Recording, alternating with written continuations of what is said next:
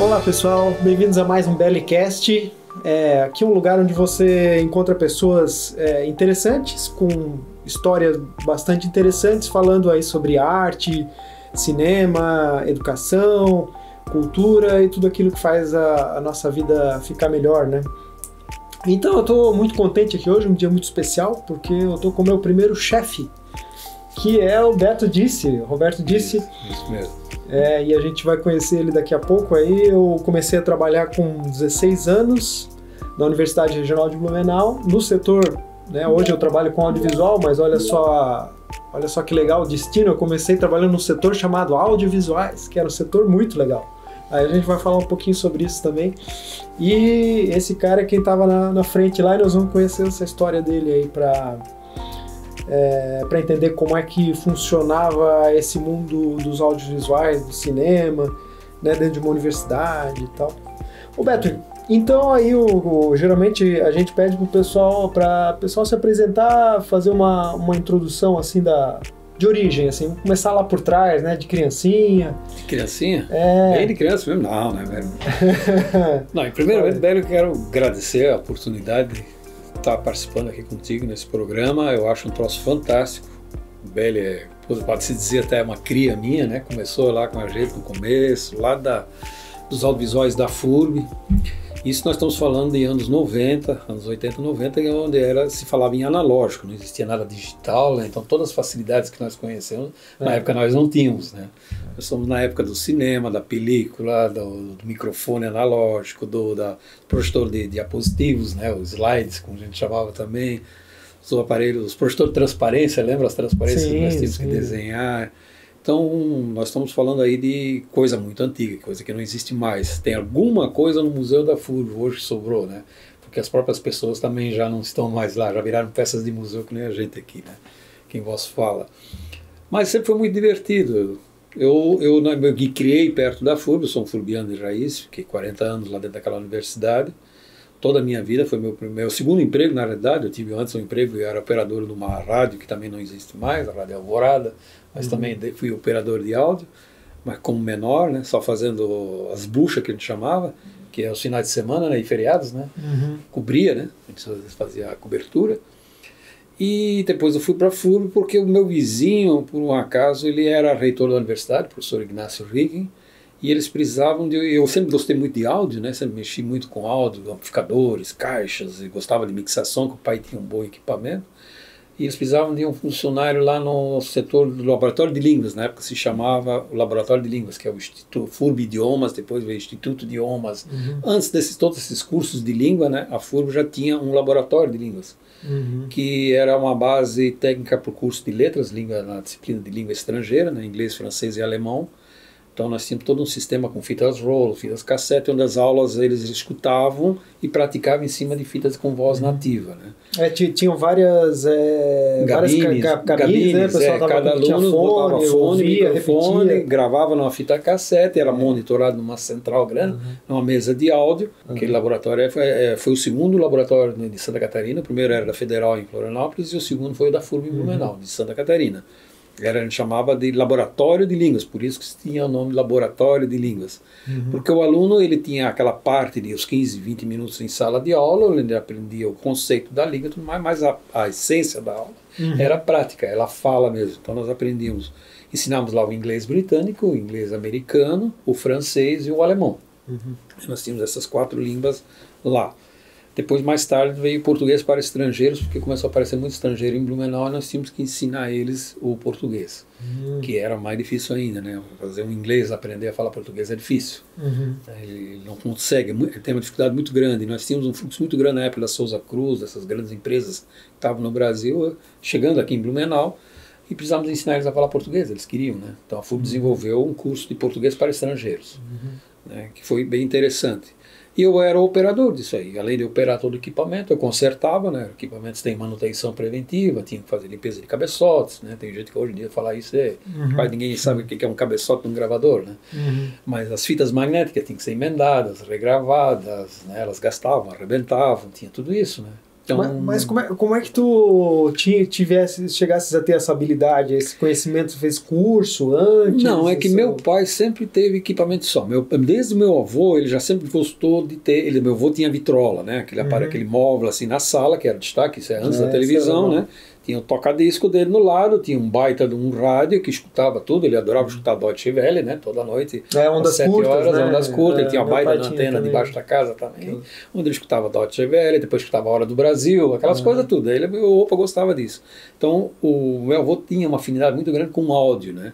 Ele foi locutor na Rádio Clube, ele fazia um programa dominical também, Deutsche Stunden, que é a hora alemã, né? Era um programa parecido com o que tem hoje na Rádio União aos domingos de manhã.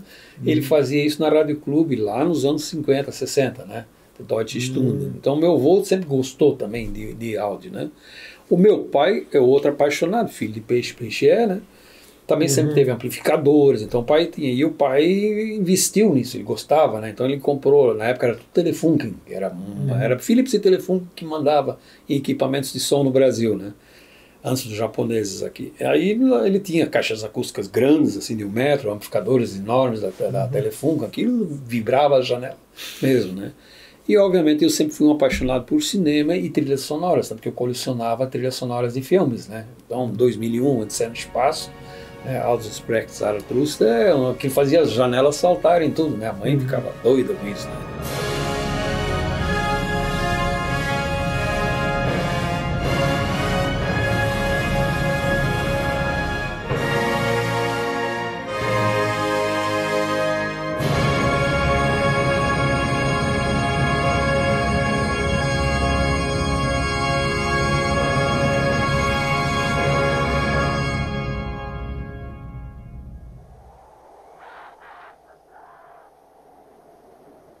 Obviamente depois eu passei pelos rock, né? Eu fui para Pink Floyd, fui para Alan Parsons, Genesis, Supertramp, né? Então a coisa ficou meio complicada, né? A mãe proibia um pouco isso aí, mas sempre gostei de áudio, né? Demais. E tinha gravador de rolo, né? O pai tinha gravador de rolo e tudo mais. E aí quando eu fui na FURB não era novidade para mim. No meio disso eu trabalhei na rádio também, passei um período lá, né? Mas lá era vinil, basicamente vinil e uma mesa de áudio só.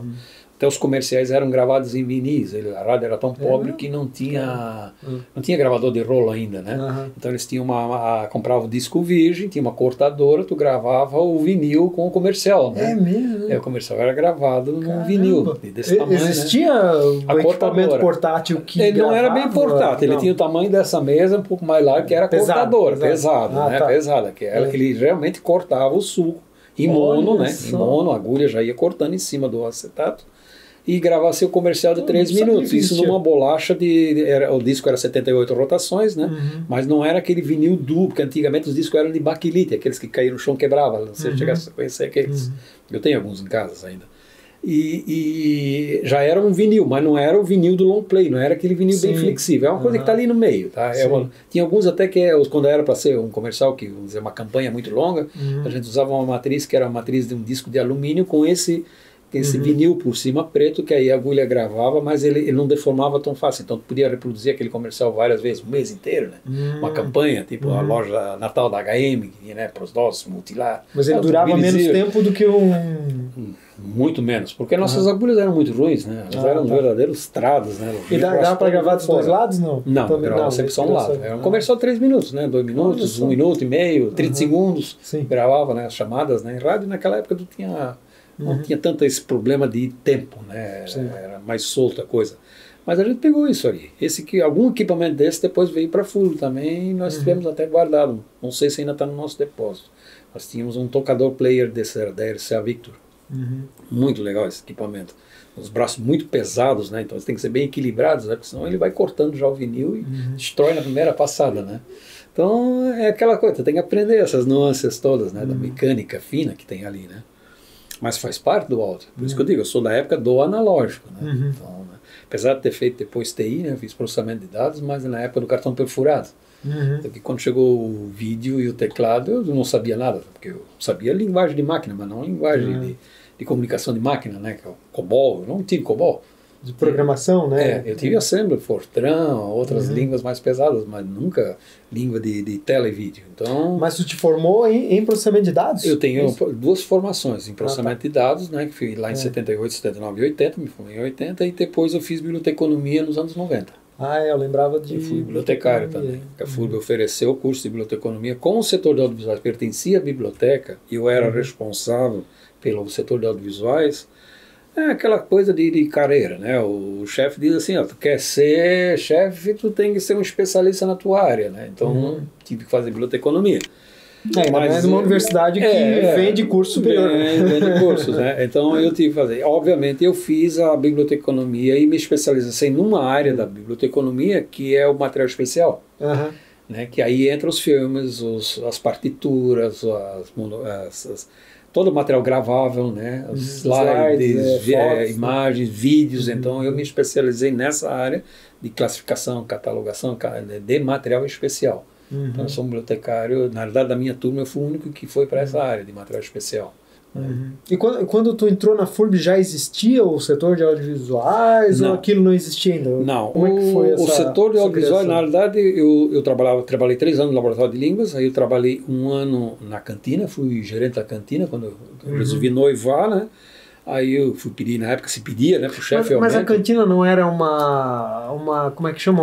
Era terceirizada. Era terceirizada, Mas houve um movimento dos estudantes lá para os alunos botarem a mão na cantina. E os alunos realmente pegaram e expulsaram o cara, e aí o DCE assumiu a administração da cantina. O povo assumiu o poder, assumiu o poder. Só que vendia cerveja, né? Tudo. Não, isso era livre, né? Isso eu cheguei a vender, foi o maior faturamento. O que aconteceu é o seguinte, os alunos não tinham empresa constituída, então eles faziam os pedidos para os fornecedores, queijo, presunto, salame, tudo isso ali, e a conta vinha bater na FURB, porque eles usavam o CNPJ da universidade, né? E a universidade não tinha nada a ver com isso, nenhum controle, né? Até que um dia o professor Tafner, que era reitor, deu um basta, não, chega, alunos para fora, a partir de dezembro nós vamos assumir. Então a FURB fez uma intervenção na cantina. Aí nós grifamos entre nós lá dentro quem queria trabalhar lá, né? Obviamente as serventes da FURB, as que não podiam mais trabalhar na área de limpeza e tudo mais, foram tudo trabalhar na cantina, né? E precisava de um maluco lá para tocar aquilo, né? Me botaram, eu tinha ido pedir aumento, né? Que eu queria noivar, eu pedi pro Tafner, o Tafner disse, não, eu te dou um aumento, mas vai administrar a cantina. Eu digo, bom, né? A gente vai, né? A experiência, né? Sabe cozinhar? Digo, alguma coisinha, né? Mas, obviamente, depois eu fui fazer umas coisas básicas, né? Obviamente, depois eu fui lá no Feio, eu era amigo do Feio, porque era um grande consumidor de x-salada, né? Aí ele me ensinou a fazer x-salada, preparar. Aí eu aprendi que tem uma sequência, entre botar o hambúrguer, o queijo, o presunto, a salada, tem tudo uma sequência de montagem. A maionese só passa de um lado, aquele esquema todo, e eu aprendi. Tive que ensinar aquelas nossas serventes todas a montar um x-salada lá nas nossas chapas, né? Primeiro fazer uma limpeza daquilo que foi outra novela também, né? Que tivemos que abrir buraco na parede para nossos ratos e né, entramos com mangueira para limpar aquela cantina, né? Aí assumimos. Nessa época, o professor Arlindo Bernat assumiu a reitoria, que foi a saída do Tafner para o Arlindo Bernat, e entrou o professor Braulio, que era o diretor da biblioteca, ele entrou como vice-reitor, ele era vice-reitor do Arlindo. E eles foram conhecer umas outras universidades, e o Braulio, que foi sempre uma pessoa de muita visão, né, um cara que sempre chegava muito à frente, ele esteve numa universidade de Maringá, foi conhecer a biblioteca, e lá eles tinham o setor de audiovisuais. Que, na verdade, o que era? Era um setor para dar auxílio aos professores, porque os professores, para dar suas aulas, na época, eles tinham os PGIs, que a gente chamava comumente, né, o quadro, o giz e tudo mais, mas estavam aparecendo novas tecnologias. Na época já existia o filme 16mm, já existia o slide, já tinha isso, mas na FURB, e a FURB já tinha esses equipamentos, ela tinha um projetor 16mm, tinha um projetor 8, tinha uns 5 retroprojetores, 2 episcópios, que era aquele aparelho para botar livre embaixo, projetava a tela. Projetor de opacos, né? Projetor de opacos, né? Só que era uma coisa muito insípida, eles ficavam num depósito lá na biblioteca, quando o professor queria usar não tinha lâmpada, estava queimada, não tinha uma extensão para ligar. E o professor mesmo que ia lá pegava, retirava e levava, né? Devolvia, e aí não devolvia, deixava na sala, aquele esquema todo, né? E o Braulio viu que lá na biblioteca tinha uma estrutura. Aí ele voltou à biblioteca da FURB e disse, eu vou montar um setor desses. Naquela época, o Jorge estava entrando, né? O Jorge estava fazendo engenharia química, se não me engano, naquela época, e estava trabalhando como estagiário na biblioteca. O Jorge é o Jorge Holitz? Jorge Alfredo Holitz, filho do seu Herbert Holitz, que foi o nosso eterno gerente de cinema, né? Nosso guru de cinema. E o Jorge, ele já sempre tinha afinidade com projetores, com cinema. O Brown disse, nós temos projetor de 16mm, que tem slide. O Jorge naquela época já tinha feito alguma coisa em Super 8 também. Só que ele disse, precisava de mais um. E eu e o Jorge, nós se conhecemos de infância, né? Nossos pais se conheceram antes de nós até terem nascido, né? Nossos pais eram amigos de infância. A mãe do Herbert era vizinha aqui, era aqui da Rua Joinville. Então, a mãe do Jorge, desculpa, Dona Lore. Aí o Jorge disse, pega o Beto lá na cantina, porque ele sabe tudo sobre audiovisual e tudo mais, né? Aí o Braulio veio lá, disse, Beto, quer vir lá trabalhar comigo, não sei o que, não sei o que, não sei o que, não sei o que. Tá, então vamos, né? O Braulio ou o Jorge? Braulio. O Jorge era um dos... Não, o Jorge era magrinho, que nem era estagiário, cara, não era funcionário, era estagiário, né? Aí o Braulio colocou, eu já era funcionário, botou o Jorge trabalhando comigo como estagiário, uns 6 meses lá, ele ficou comigo, depois ele disse, não vai dar, né, cara? Tem que contratar mais gente, então aí contrataram o Jorge para trabalhar, e nós éramos em 2 funcionários. Assim começou o audiovisual da FURB, aí nós ganhamos uma sala ali no Bloco Z, ficava no lado da biblioteca, dos periódicos lá em cima, né? Nós tivemos que limpar, nós mesmo pintamos a sala, arrumamos uns armários velhos lá na marcenaria e tudo mais. Aí juntando todo esse equipamento. A FURB não pagava nem pintor naquela época. Nada, naquela época não tinha nada. Era um livro velho que era nós, se tivesse que dar uma melhorada em alguma coisa. Mas vocês é que eram muito exigentes, né? Também não, tinha que ser, né? Tinha que ficar bonito, né, cara? E aí nós começamos. Nesse meio tempo, a FURB também desenvolveu o setor de jornalismo. E nós já tínhamos, na época, o Wilson Nascimento, que era o nosso jornalista responsável pela FURB, que escrevia aqueles periódicos da FURB, né? Mas o Braulio, como era um cara de visão, ele queria dinamizar, queria fazer uma revista, queria mandar matérias produzidas por nós da FURB, das coisas que aconteciam na FURB, para os veículos de imprensa. Aí contratou uma jornalista, na época a Maristela Deschamps, que era de Gaspar, uma jornalista profissional, e foi contratado um fotógrafo. E também foi comprada a primeira máquina fotográfica da FURB, que era uma Yashica pequenininha, daquelas 35mm, mais simples, né? Uma Stamaticzinha daquela. E o cara queria sempre um equipamento mais profissional, porque o cara era um bom fotógrafo, o Rogério Neri, que foi nosso fotógrafo, falecido hoje já também. E aquilo ficou, e o Braulio não tinha dinheiro, a FURB não tinha dinheiro para comprar uma máquina profissional, eu sei que aquilo ficou, acabamos... Quem gostava de bater foto, o Beto bate foto, o Jorge sabe bater foto, e o cara foi embora e deram aquela Yashica para nós. E aí nós fizemos a cabeça do Braulio e compramos uma Olivetti OM1N, 35mm, compramos uma lente grande angular, 28mm, a lente 50, né, alguns filtros, e aí tudo que era evento da FURB, nós estávamos lá registrando, fazendo fotos. E nós mandávamos revelar tudo fora no Fotodits, era IPB ainda, né? Só que a conta começou a ficar pesada, começou a ficar cara. Aí o Braulio disse, não, vocês deviam montar um laboratório, afinal isso é simples, o Dits é meu amigo, ele vai ensinar vocês a fazer, a revelar. Eu digo, então vamos lá aprender, né? Aí compramos um ampliador usado do Fotodits, as bacias, nós pegamos as bacias que tinha lá na FURB mesmo, pintamos, fechamos a sala com uma divisória leve, pintamos tudo de preto, 2 lâmpadas vermelhas lá dentro, e começamos a aprender a revelar filme ali mesmo, né? Aí compramos um ampliador, ampliávamos, secávamos no varal, que nem era mesmo com varal, nós não tínhamos de maltadeira, uma secadora ainda. E só que a coisa começou a dar certo, começou a funcionar, e aí começamos a produzir cada vez mais, só que nós tínhamos que entregar projetor, consertar projetores, entregar na sala de aula, recolher, bater foto, revelar foto, fazer tudo. A estrutura teve que crescer. E na época não tinha impressoras que produziam cartazes, não tinha nada, tinha na FURB, toda semana tinha evento, né? Semana de letras, semana de biologia, semana disso, exposição disso. Terezinha Reimann, né? Até Reimann fazendo exposições lá na FURB e tudo mais. E alguém tinha que fazer o cartaz. Nós precisávamos de letristas, né? Pessoas que sempre davam uma cartolina e... Era uma prancheta daquelas da época, né? Régua T, tudo mais, o jogo daquelas com as letrinhas, canetas hidrocores, depois vamos para o nanquim, e aí contratamos desenhistas para fazer os cartazes. Então nós tínhamos chamava de cartazista, não era, né? Cartazista, né? Nós tínhamos cartazista, aí nós tínhamos fotógrafos, nós tínhamos os bolsistas, que aí contratávamos os bolsistas para entregar os equipamentos e voltar. A manutenção do equipamento era eu que fazia, né? E assim nós fomos evoluindo, né?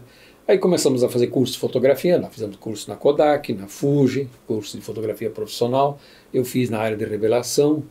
Depois, mais tarde, eu assumi, como eu tinha essa habilidade de mexer em manutenção de coisas pequenas, eu passei a fazer toda a ótica da FURB. comecei a limpar tudo que era microscópio, lupas estereoscópicas e coisas assim. Até equipamentos na área. Na época a FURB não tinha precisão, mas não é precisão científica, né? Microscópios estudantis, né? Mas são microscópios bons. Né?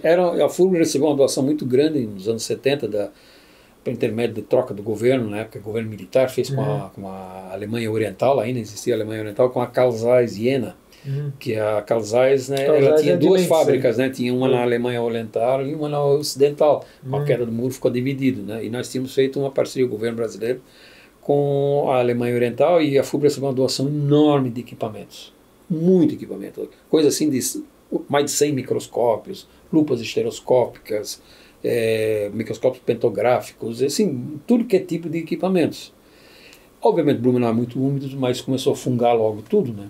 Aí, inicialmente nós trazíamos um técnico de São Paulo ou de Porto Alegre, que tinha a oficina da Carl Zeiss no Brasil, para fazer isso. Até que a FURB se tocou que estava ficando muito caro, acharam mais barato mandar eu fazer um curso. Aí eu fiz um curso na Carl Zeiss de limpeza de lentes de microscópio. Aí eu aproveitava e limpava as lentes das máquinas fotográficas também, né? Mas esse curso foi onde? Foi Porto Alegre. Porto Alegre? Fiz na Carl Zeiss. Carl Zeiss de Porto Alegre, fiz um curso de limpeza de lentes, manutenção de equipamentos ópticos de precisão, né? Aí fazia binóculos, fazia tudo, né? Lupas estereoscópicas, tudo.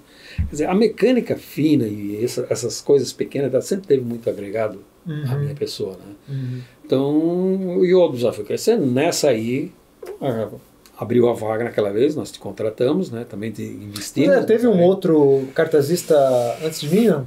Teve, começou... Era uma menina, uma moça?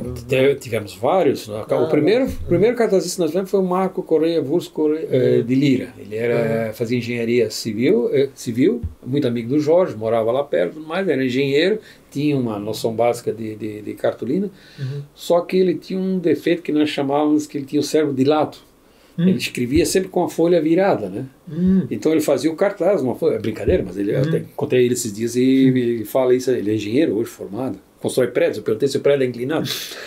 Ele me fazia o cartaz sempre torto, tanto que nós íamos depois numa guilhotina grande para endireitar o cartaz, né? Porque ele conseguia desenhar o cartaz torto em cima da folha de cartolina, porque ele botava a folha de cartolina. Ele tinha um problema, esse cara ficou tempo fazendo isso. É uma piada, né? Mas ficou, né? Até hoje. Por isso que eu perguntei para ele assim, se os prédios dele são retos, né? Porque, ele não conseguia fazer nada reto, nós tínhamos que acertar na guilhotina, né? Aí tivemos ele, aí tivemos depois mais umas duas meninas, depois teve a Márcia Henke, que eu acho que tu chegasse a conhecer, ela galega.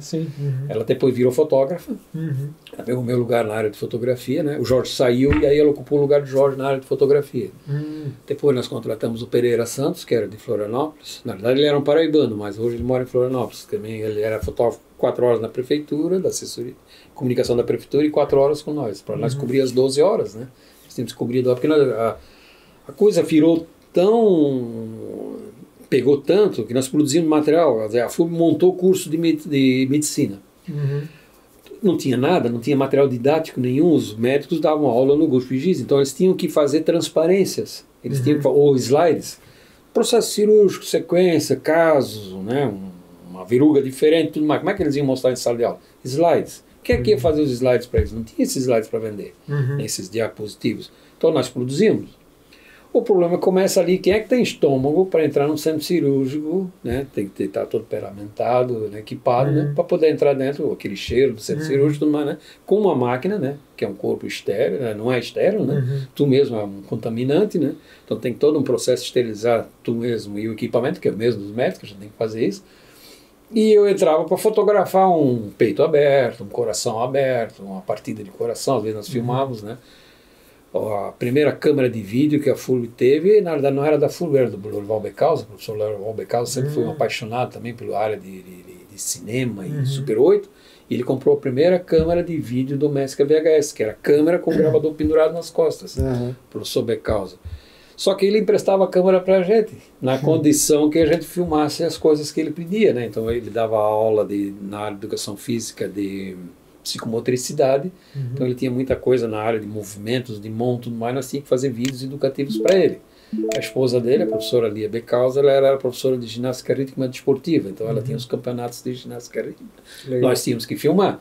Contrapartida, ele deixava a câmera na FURB e nós podíamos usar para quem quisesse, né? Então aí nós produzimos vídeos da FURB, né? Começamos a fazer. Aliás, os primeiros foram em audiovisuais ainda, né? slides com uma fita cassete que tocava a banda de áudio, né? Num canal tu gravava a voz, no outro canal botava a trilha sonora e no outro lado da fita, que tu não podia virar, tu gravava um bip que acionava o projetor de slide para ele trocar automaticamente, né? Então ele chamava de projetor de audiovisuais, que era o equipamento era produzido em Blumenau pela Syncrotape. Eles usavam projetores de rolo, aqueles da Kodak, né, que usava 80 slides, então tu tinhas uma limitação de até 80 slides, e aí tu fazia o audiovisual da FURB, né, contando a história, o que era a FURB e tudo mais. E nós saíamos com aquela maleta por aí no interior para vender a FURB e captar aluno, né? Esse era o nosso negócio, né, cara? E isso era o audiovisual. Então, vocês viajavam, vocês cuidava, comprava equipamento, fazia manutenção do equipamento, produzia material e saía para vender. Eu vivia 16 horas dentro daquela forma, eu ia de manhã, saía à noite, 10h30, na época a aula ia até 10h35, então nós saía lá, 11 horas, ia para a cantina, né? Saía de lá sempre meia-noite. Sorte que minha esposa estudou lá dentro muito tempo, ficava junto, e o Jorge, aquela turma toda, nós estávamos sempre juntos, né? Nós sempre trabalhando muito em grupo, mas aquilo virava, nós era conhecidos dentro da universidade, né? E a universidade não era pública, né? Então era privada, então tu trabalhava por produção mesmo, e tinha que trabalhar, né? E nós fazíamos, nós chegamos a fazer audiovisuais para prefeituras, nós vendíamos como serviço. Eu fiz de Balneário Camboriú, fizemos da UDESC de Florianópolis, da Universidade de Desenvolvimento do Estado de Santa Catarina, a reitoria nos contratou para fazer audiovisuais. Eu nem sabia que a UDESC era multicampo, porque ela tinha um campus em Joinville de engenharia e tinha um campo de veterinária em Lages. Nós temos que pegar um carro da FURB com o motorista para lá, para fotografar tudo. Primeiro visita, aí tem que dar uma maquiada no negócio, né? Não pode mostrar uma parede suja, uma parede feia. Aqui tem que limpar, aqui tem que ajeitar, aqui mais na semana que vem nós vamos vir aqui para fotografar. Então tu tinha que preparar fazer o reconhecimento do ambiente. O professor lá dizia, eu quero que mostre isso aqui. Dizia, professor, mas ali atrás tá feio, dá uma ajeitadinha. Não, então ele pintava aquele quadradinho, né? Na outra semana ia lá e fazia um slide, né? E mandava revelar, o cromo nós mandava revelar fora, né, porque a revelação de cromo era mais difícil, tinha que ter um equipamento para isso era muito caro. Nós não tínhamos volume ainda para isso, né. E só depois é que veio o curso de comunicação, onde nós montamos um laboratório fotográfico profissional, né. Aí sim, aí nós tivemos acesso a boas câmeras, bom laboratório, mas ele foi muito pouco usado, ele foi usado assim por uns 2, 3 anos, porque aí entrou a tecnologia digital, aquilo foi praticamente tudo jogado fora, né. Foi uma pena. Nós tínhamos máquinas de formato 6x6, da Mamiya, máquinas de grande formato, já com fole, já, né, máquinas profissionais de estúdio, né, e tivemos, né, e no meio disso, logo em seguida, engatou o projeto da televisão, né, onde me recrutaram, porque era eu que mais conhecia, né, o Jorge tinha abandonado, tinha saído da FURB, eu que mais conhecia o tema, porque o curso, quando implantaram o curso de comunicação social, tinha a disciplina de rádio, de fotografia e de televisão, que são disciplinas obrigatórias, sendo televisão 3 semestres, rádio 2 semestres e fotografia 2 semestres. E fazia parte do currículo obrigatório. Nós tínhamos que ter laboratório próprio para o curso, porque senão o curso não é reconhecido. Então, durante a primeira turma, que é a turma que sofre sempre, né? Os primeiros 4 anos, nesses 4 anos tu tinha que montar a estrutura. E aí nós tivemos que montar uma estrutura toda de fotografia, de rádio e televisão. Foi a época que eu estudei, porque eu sou da terceira turma desse curso de comunicação. Mas tu já chegou... Dessa época já conheci já o chegasse laboratório. A ver a televisão pronta? Sim, acho que sim. não, já... Não, durante... estava em construção. 93 eu entrei é porque ela é de 92. Ela é de 92. 92 começamos o prédio. Isso. Aí ele ficou em construção. O primeiro que ficou pronto foi o estudo de rádio. E eu me formei em 97, então acho que já estava. Já tinha, porque a TV é de 95. A TV de 95 já tinha TV. Que aí nós conseguimos a concessão da TV do Rio de Janeiro. Em categoria mista, né? Assim, mas aí nesse inteirinho nós ganhamos um dinheiro muito grande, uma verba, porque esse curso, quem coordenava o curso era a professora Ana Maria Kovacs. Uma pessoa muito interessante, até, inclusive, para tu entrevistar ela aqui também, que ela é uma roteirista assim, muito legal, né? Escreve livros infantis, inclusive. Ela foi a coordenadora e ela conseguiu uma verba muito grande através do Ministério da Educação para montagem de laboratórios, e aí nós conseguimos comprar equipamento lá fora com isenção de impostos. Isso foi fantástico, essa lacuna que o governo brasileiro deu. E a FURB me mandou para os Estados Unidos para comprar a televisão, né? Aí, cara, eu fui com a faca e o queijo na mão, né? Mandar um louco para lá, que gosta de negócio. Na maior feira de televisão que é em Las Vegas, né? Uma semana que tem lá todo ano, feira mundial de televisão, para escolher e comprar equipamento para a universidade com um cheque em branco, né, cara? Aqui foi uma loucura, né, cara? Trouxe containers de equipamentos, né? Que há de mais moderno na época, né? Principalmente na áudio. O primeiro que eu trouxe foi o da rádio, né? Era tudo equipamento, ou Urbão, ou Tários, microfones, era Neumann, ou era Shure. Nós tínhamos primeira linha em tudo na parte da rádio. O equipamento era de primeira.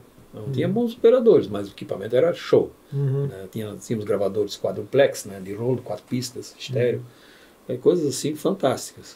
Cartucheira CD, que era CD era uma novidade na época, nós já tinha cartucheira CD, que tu enfiava, o CD era botado dentro do envelope, tu engatava numa máquina e ela posicionar, tu podia marcar ponto em cima de um CD para dar partida, quer dizer, isso é um troço que só o computador depois, né, os softwares permitiam isso, e ela fazia isso analogicamente, quer dizer, achar um ponto num CD, com tu ter pausa e play, pausa e achar o ponto e disparar no ponto, é um troço fantástico. E nós tínhamos 2 dessas, eram na Denon, americanas, fantásticas aquelas cartucheiras, nunca incomodaram. Eu saí de lá e aquilo estava funcionando. Equipamento fantástico. Depois trouxemos a televisão, né? A televisão nós fizemos um grande estudo na época, que nós tínhamos 3 grandes marcas, que era a Panasonic, que era mais comum na área doméstica, tinha a Sony, que era profissional já grande, e tinha a JVC, que também era grande na área profissional, mas era a segunda linha da linha japonesa. E as grandes americanas estavam se extinguindo, né? A RCA,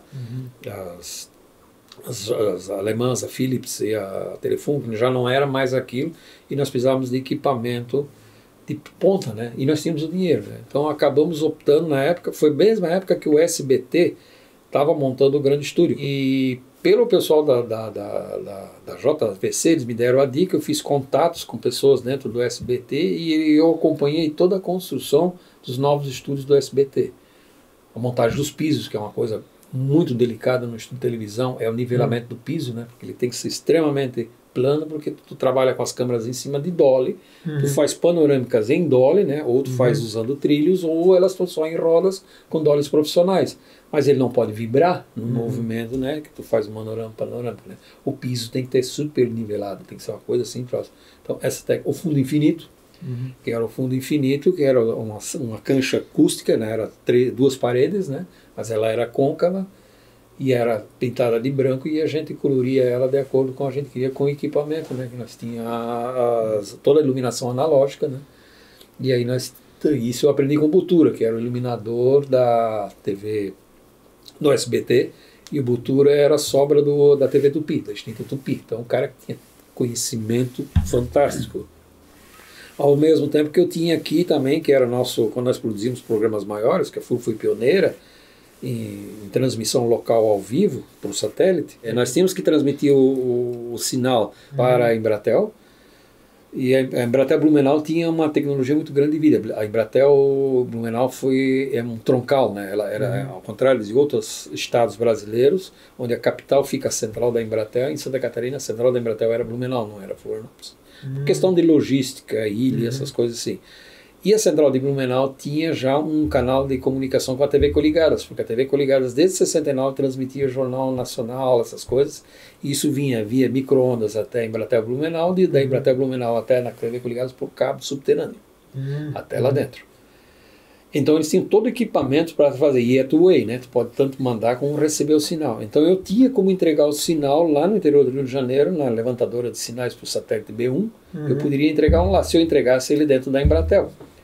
Mas como é que eu ia levar um sinal do estúdio da FURB até na Embratel? Porque eu não era uma televisão ainda na época, eu era só uma repetidora. E dentro da categoria de repetidora, tu não pode ter link de micro-ondas. Não existe essa, a legislação não permite tu ter link de micro-ondas. Mas só para o pessoal entender, aí, a micro-ondas, no caso, não é um micro-ondas que faz lanche, não, que a gente esquenta a pipoca, não. É parecido, mas o princípio é o mesmo. O princípio é o mesmo. Na verdade, são 2 pratos, um apontado para o outro, ele está emitindo uma onda, se tu ficar na frente, vai ser torrado, porque ele está transmitindo potência, né? Depende de micro-ondas de potência relativamente grande. Eles fecham geralmente 50 quilômetros. Então, tu imagina, uma panela de 60 centímetros enxerga 1 a 50 quilômetros de distância.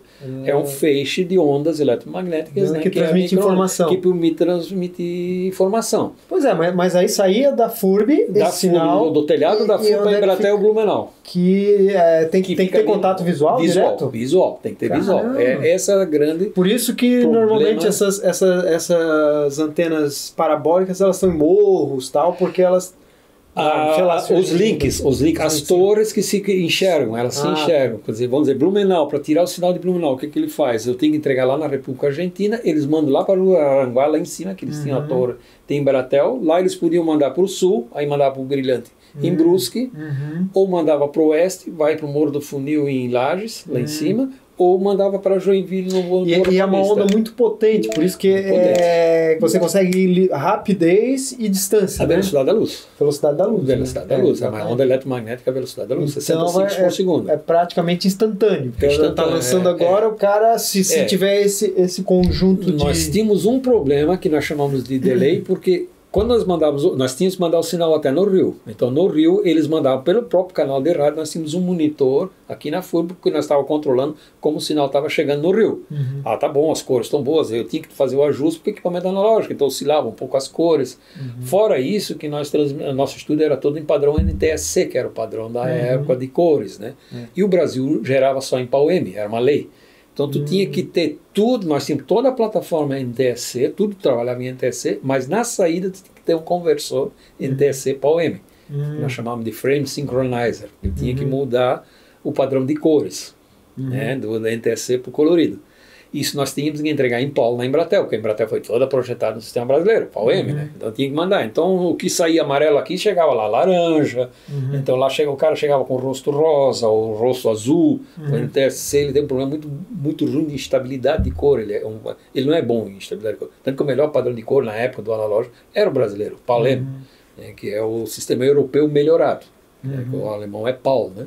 Phase Alternate Line, né, e o nosso era Phase Alternate Line Mono.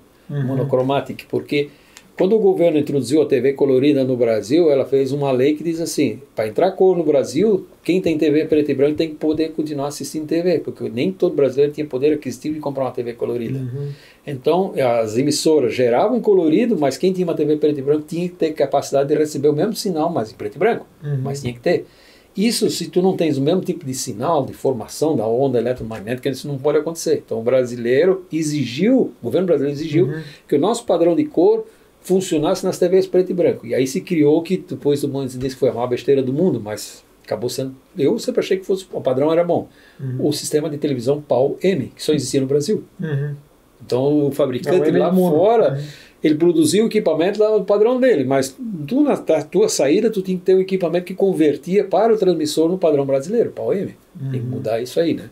Eu lembro sempre que a gente alugava fita VHS, era NTSC. E os videocassetes tinham aquela chavezinha, né? Que tu botava NTSC ou PAU-M quando tu gravava, né? Quando tu gravava alguma coisa... ele colocava o preto e branco ou colorido. Ele fazia preto... Quando tu gravava um programa da televisão, ele gravava em PAU-M.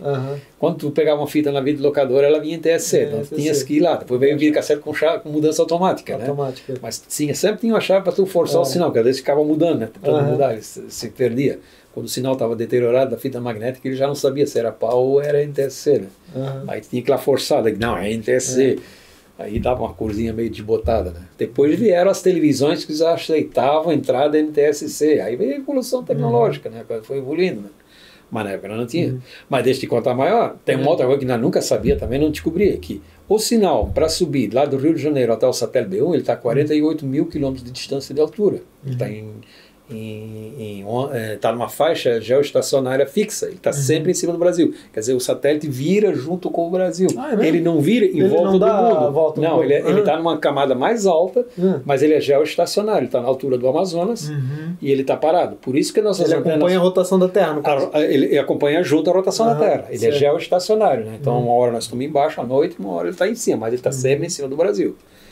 E ele está lá em cima no Amazonas, na linha do Equador, onde é mais estreito.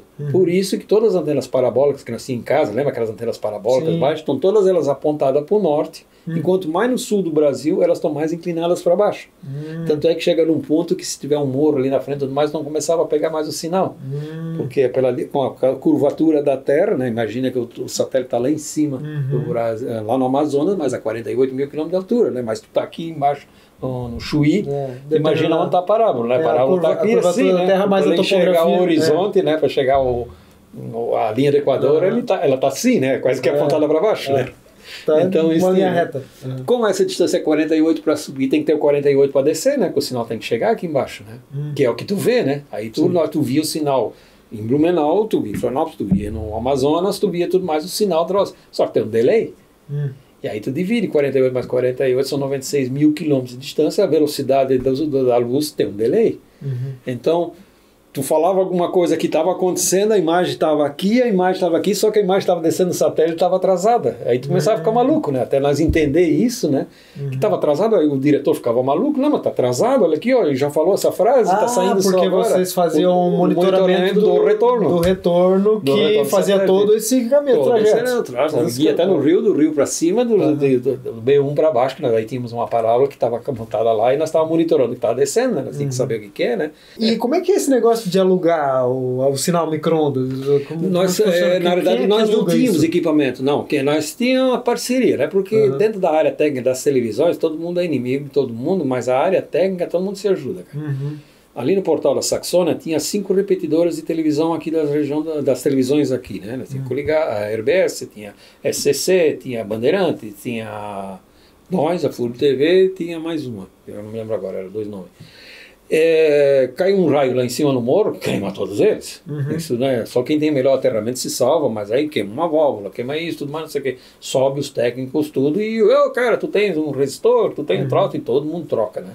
Então, na área técnica das televisões, o pessoal é muito amigo. Aí, nós se ajudávamos muito. Aí o cara ligava para os caras, cara, vocês têm um laço de micro-ondas? Cara, nós vamos precisar dele para o futebol de sábado e de domingo. Quando é que tu quer? Eu digo, eu quero terça-feira. Ah, não, terça-feira tá livre. Tá vindo de lá, eu já empresto o micro-ondas para vocês. Alugava, né? Aí a gente pagava, pegava o equipamento, vinha um técnico deles, montava o equipamento em cima da FURB, o outro lá na Embratel. Então é tipo um emissor. Um tripé vai emitir. Ele vai receber o transmissor e um receptor. E isso foi indo até nós ganhar a concessão da televisão. Quando eu ganhei uma concessão da televisão, cara, a primeira coisa que o reitor disse, o que tu vai comprar agora? Eu digo, 2 micro-ondas. Mas tem que ser 2? Eu digo, 2, quem tem uma não tem nenhuma, né? Isso falha, né? Não, mas é muito caro. Eu digo, não quero nem saber, tem que ter 2. E compramos 2. Micro-ondas italianas ainda, italiana Ponte Rádio. E, cara, transmitiu. Aí depois, o que ele vai fazer com essa micro-onda aqui parada? Transmitir uma vez só por mês, né? Aí inventamos transmitir a missa de Padre João. Aí transmitia aqui na igreja, aqui de cima da rua Joinville, né? Botava em cima do telhado aqui, jogava lá pro telhado que enxerga aqui o bloco S lá em cima, o ginásio de esportes, enxergava lá.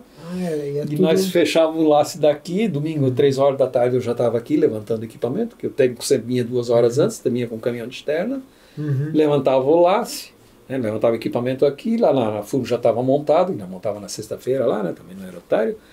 E aí passava o áudio lá pro operador, lá dentro, chegou o sinal lá, a gente só mandava barra colorida e um apito, né, 1000 Hz, né, um tom de 1 kg, né, ele lá tinha o equipamento para medir, não, tá dentro, a croma tá certa, tudo ajustadinho, aí tu descia, montava as câmeras, lá puxava o áudio da mesa de áudio da igreja, puxava os cabos de câmera, botava, deixava tudo pronto, 5h30, 6 horas, chegava os operadores de câmera, operador de áudio, operador de vídeo, aí ficava esperando até terminar a missa, né, terminar a missa, recolhe tudo de novo, leva pra FURB, vamos comer x-salada. Terminava sempre no x-salada, né. É divertido, cara, muito divertido. Televisão é um troço fascinante, é uma cachaça que... eu não tinha essa dimensão que precisa ter o contato visual entre as duas... Isso tudo mudou quando, obviamente, existem tecnologias logo depois, isso nós ainda estamos falando de analógico, tá? Mas na época já existiam as estações de uplink, que eram aquelas carros de unidade externa, nós tínhamos um carro desses, sempre foi o meu sonho, botar um mastro telescópico, uma antena, que era montada em cima, e aí tu aluga um canal no satélite, que esses canais de satélite tu podes alugar, custa uma baba por segundo, né? Mas aí tu aluga e eu posso jogar direto para o satélite, vamos dizer lá da Vila Germânica. Nós temos um problema muito grande de tirar sinal da Vila Germânica. Porque a Vila Germânica está num buraco muito grande, ele não enxerga a FURB e não enxerga o portal da Saxônia, que era onde nós tínhamos nossos 2 pontos de recepção. Aí nós descobrimos que ali onde está o bloco C da Vila Germânica, o último aqui no canto, perto da rua. Na rua ali tem uma caixa d'água enorme, uma torre de água bem grande. Nós subimos naquela torre, nós conseguimos chegar ao topo da torre da Full TV. Então, para nós tirar eventos de dentro da Vila Germânica, nós montávamos um micro-ondas ali em cima. Era um trabalho, porque tinha aquela feira da informática. Mas aí não, o negócio fica fixo lá. Tem que terminou o evento, tira. Precisa. Monta e tira, né? E reza para não chover durante o evento, né? Pô, mas aí até para uma operação dessa, como trabalho em altura, não é qualquer um que pode subir lá e fazer essa instalação. Todos nós, 3 técnicos, tínhamos curso de trabalho em altura. Eu subia em altura, nós tínhamos equipamento de segurança francês. Depois eu vou te perguntar o que tu não fez na vida, né? Porque o cara... na realidade é o seguinte, nós tivemos que ter curso com os bombeiros para trabalhos em altura, né?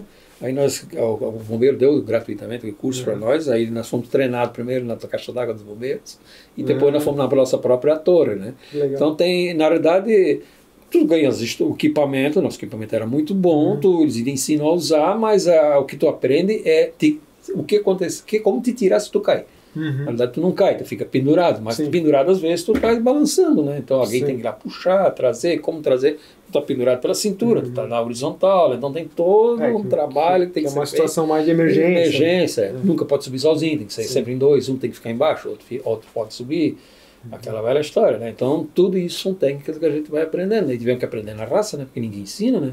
E na FURB ninguém sabia disso, né, cara? Eles queriam que a coisa acontecesse, mas como aconteceu? Isso é o problema do Beto. Te vira.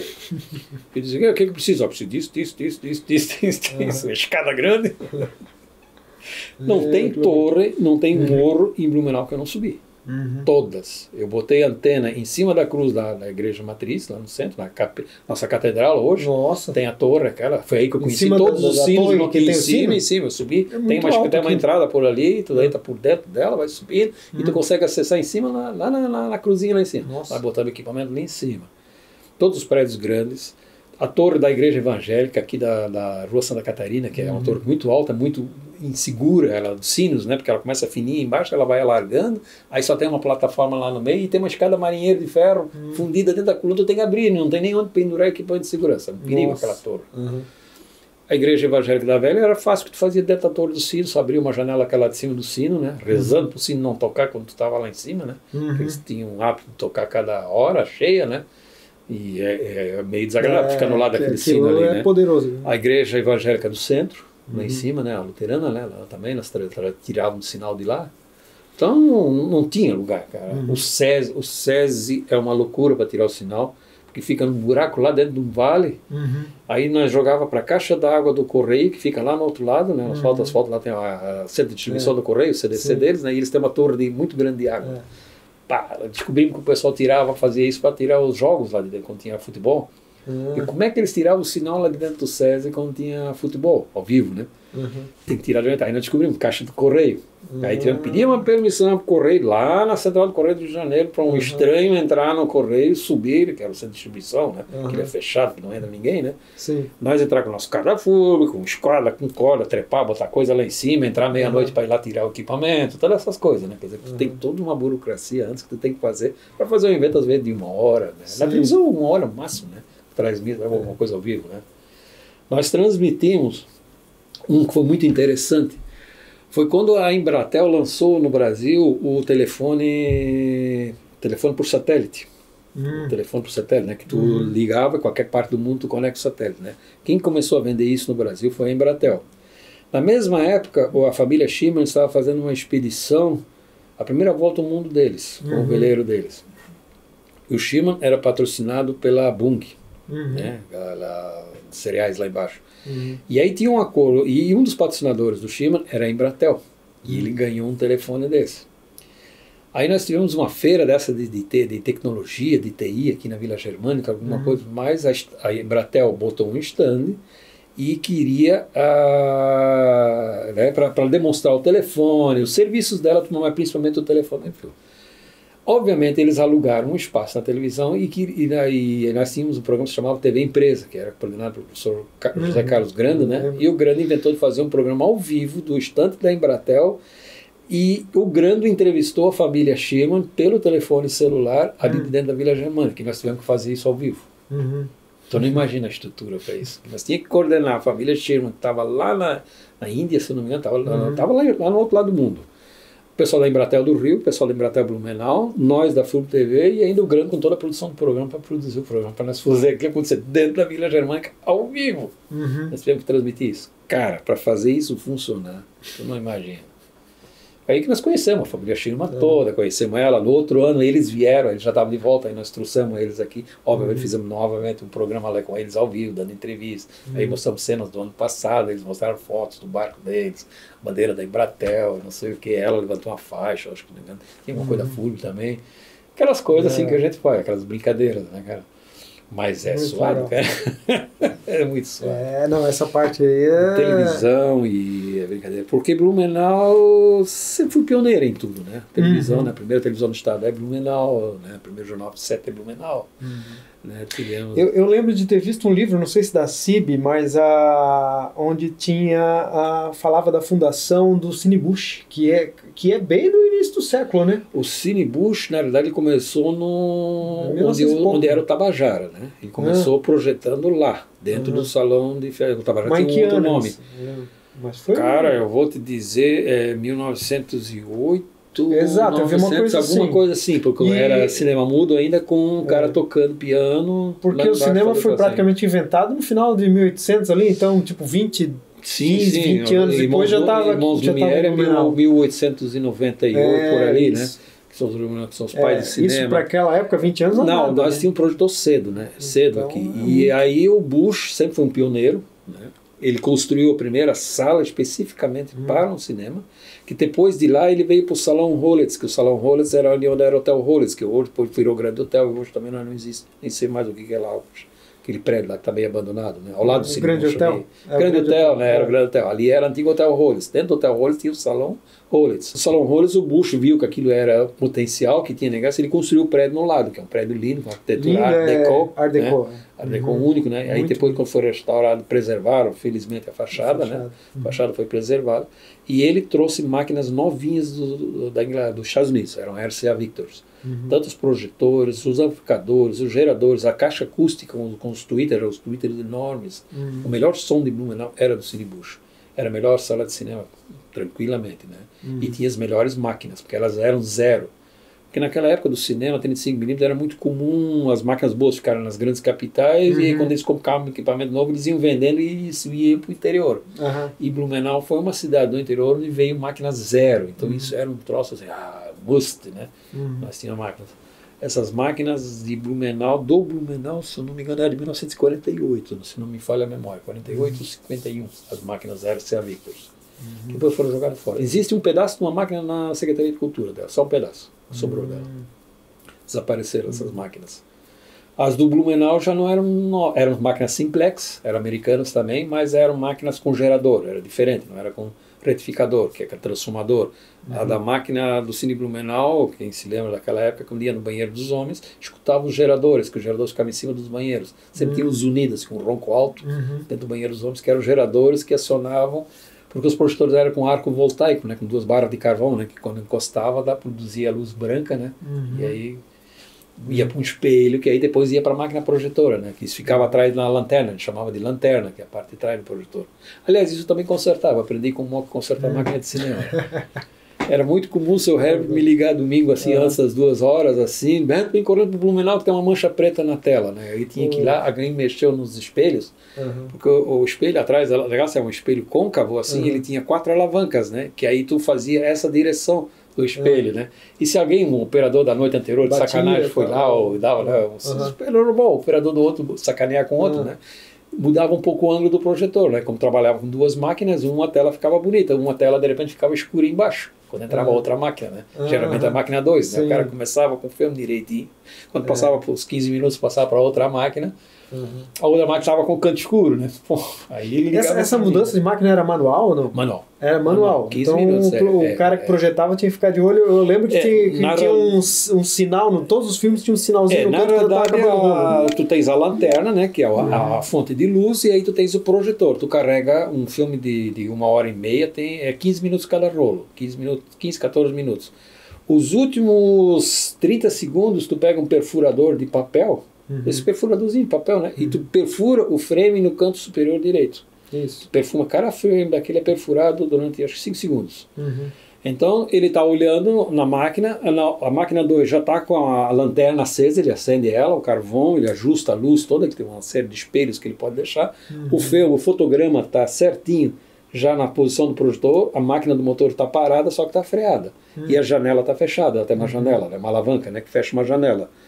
O primeiro fotograma daquele rolo lá é o último fotograma que está aqui, a sequência. Geralmente é uma sequência mais longa, né? Tu quase não percebe, né? Tem que ser bom para perceber a passagem, né? Tu nunca faz uma passagem de uma cena em movimento. Geralmente é um plano aberto, alguma coisa assim, onde o cara nem nota. Só parece que uma sequência nova. Parece que na verdade só fez um pulinho. Às vezes tu nota. Isso quando o operador é ruim, porque quando ele consegue deixar bem certinho, tu não nota nem o pulinho da imagem. Aconteceu alguma coisa. Porque ninguém observa o canto branco lá em cima, porque tu estás olhando o conteúdo do filme, tu não estás olhando o periférico. E é só 5 segundos. Só que o operador, ele está olhando para uma janelinha daquela aqui, segurando aqui a alavanca. E ele está só olhando para aquele canto superior. Então ele enxerga a bola branca, porque ele não está olhando o filme. Ele está enxergando a bola. Como se fosse um bip visual. É um bip, é um bip. Só que é uma bolinha branca. Quando aparecer a bolinha branca, ele só faz isso aqui. Puxa para a alavanca, fecha a cortina dessa máquina e abre a cortina do lado de lá. A outra já está trabalhando, ela já entra, tu nem nota lá na frente, o público não vai notar. E aí ele desliga a lanterna, ele recolhe o filme, leva para a rebobinadeira, volta o filme para a lata original, carrega o rolo 3 nessa máquina aqui e espera terminar o rolo da máquina 2. E assim ele vai fazendo. Aí tem umas aventuras assim diferentes, né? Uma das maiores bilheterias de cinema em Blumenau foi O Menino da Porteira, mas nos tempos modernos foi ET, o Extraterrestre. Aí eu e o Jorge sempre tivemos umas ideias meio fora, convencemos o seu Herbert Olles a fazer abrir a sessão nos 2 cinemas do ET, que era tanta gente, era tão grande, que nós dissemos, não, vamos abrir no Blumenau e no Busch. Aí o seu Herbert concordou, não sei como até hoje, e ele deu um delay de 20 minutos. O da Blumenau começava às 14 e o do Cine Busch começava às 14h20, 25, acho que era 14h25. É que o cara foi correndo para o Busch, perdeu ali, já vai correndo para o outro. Quase isso. O que acontecia? Nós montamos um esquema, toda a turma da FURB ali do audiovisuais, a turma do audiovisuais ajudou tudo, nós só fizemos isso uma sessão, porque achamos isso uma loucura. Ficavam 2 operadores em cada gabine. Aí o que nós fizemos? O Jorge esperando com a Brasília da mãe dele na frente do Cine Blumenau, vidro aberto, eu jogava o rolo no banco, ele descia a Rua 15 feito um doido. Usavam o mesmo filme para exibir em 2 cinemas. Aí o Marco estava esperando lá na frente, na porta do Cine Blumenau, quando o Jorge chegava, ele só pegava do banco, tirava a lata, saía correndo, escadaria acima, carregava na máquina, já estavam largando comercial, essas coisas, aquelas propagandas que nós largava tudo antes, né? Curta-metragem e tudo mais. Quando o filme estava engatilhado, o operador largava. Eu já estava aí o Jorge voltava à Rua 7, certo, né? O Jorge voltava na Rua 7, subia a Rua 7, esperava lá frente do Cine Blumenau. Assim, botava umas balizazinhas para ninguém estacionar, né? E ficava ali. Rolo 2, eu saía correndo, jogava no banco, o Jorge se lembra. Essa casa é a cada 15 minutos, né? Cada 15 minutos o ET é longa. Ele tem, se não me engano, 15 rolos. Eu acho que é 15 rolos que tem ET. Foram 15 viagens. Nós fizemos a sessão das 2. Nunca mais fizemos isso na vida e todo mundo que nós cantamos disse, isso é loucura, vocês não fizeram isso. Fizemos. E funcionou. Não teve interrupção.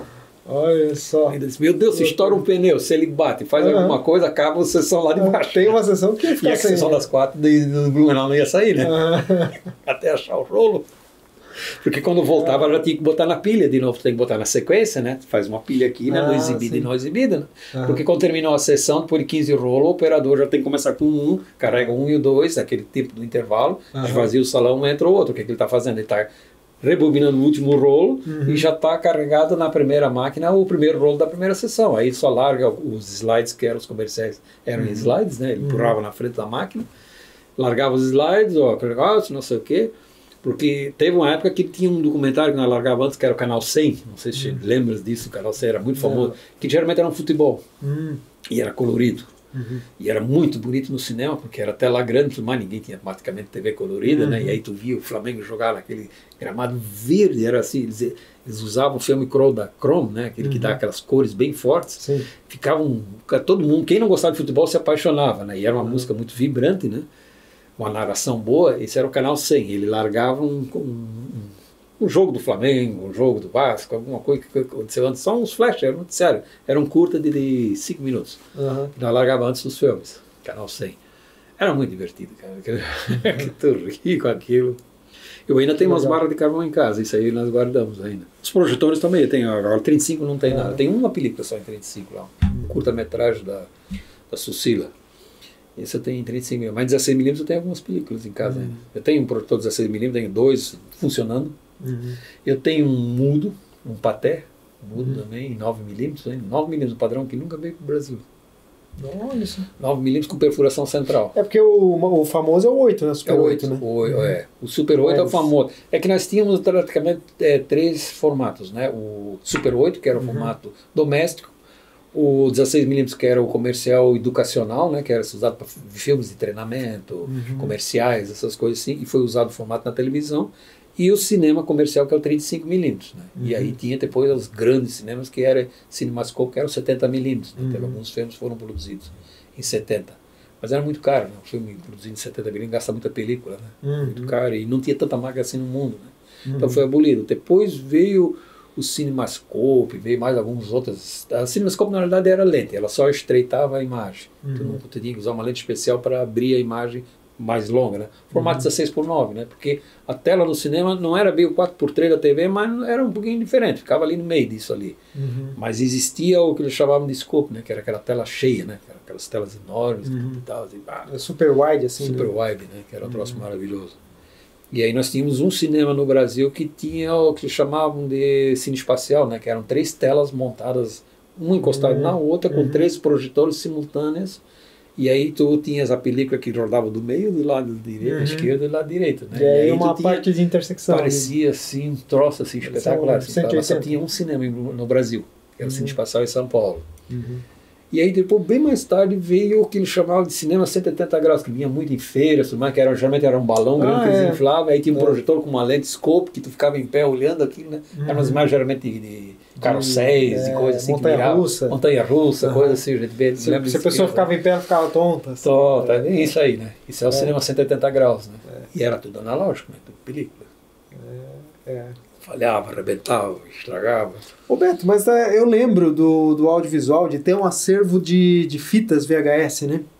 Tem. Que era uma coisa muito legal, né? Como é que era? Eu queria te perguntar essa relação da biblioteconomia, não sei se teve alguma utilidade para ti na organização desse material todo, ou se esse material era organizado pelo pessoal que já trabalhava na biblioteca. Quando nós começamos, obviamente quando veio o videocassete, a primeira coisa, teve alguns professores, assim, principalmente na área de biologia, professor Lauro Baca, Pedro Wilson Bertelli, essas coisas.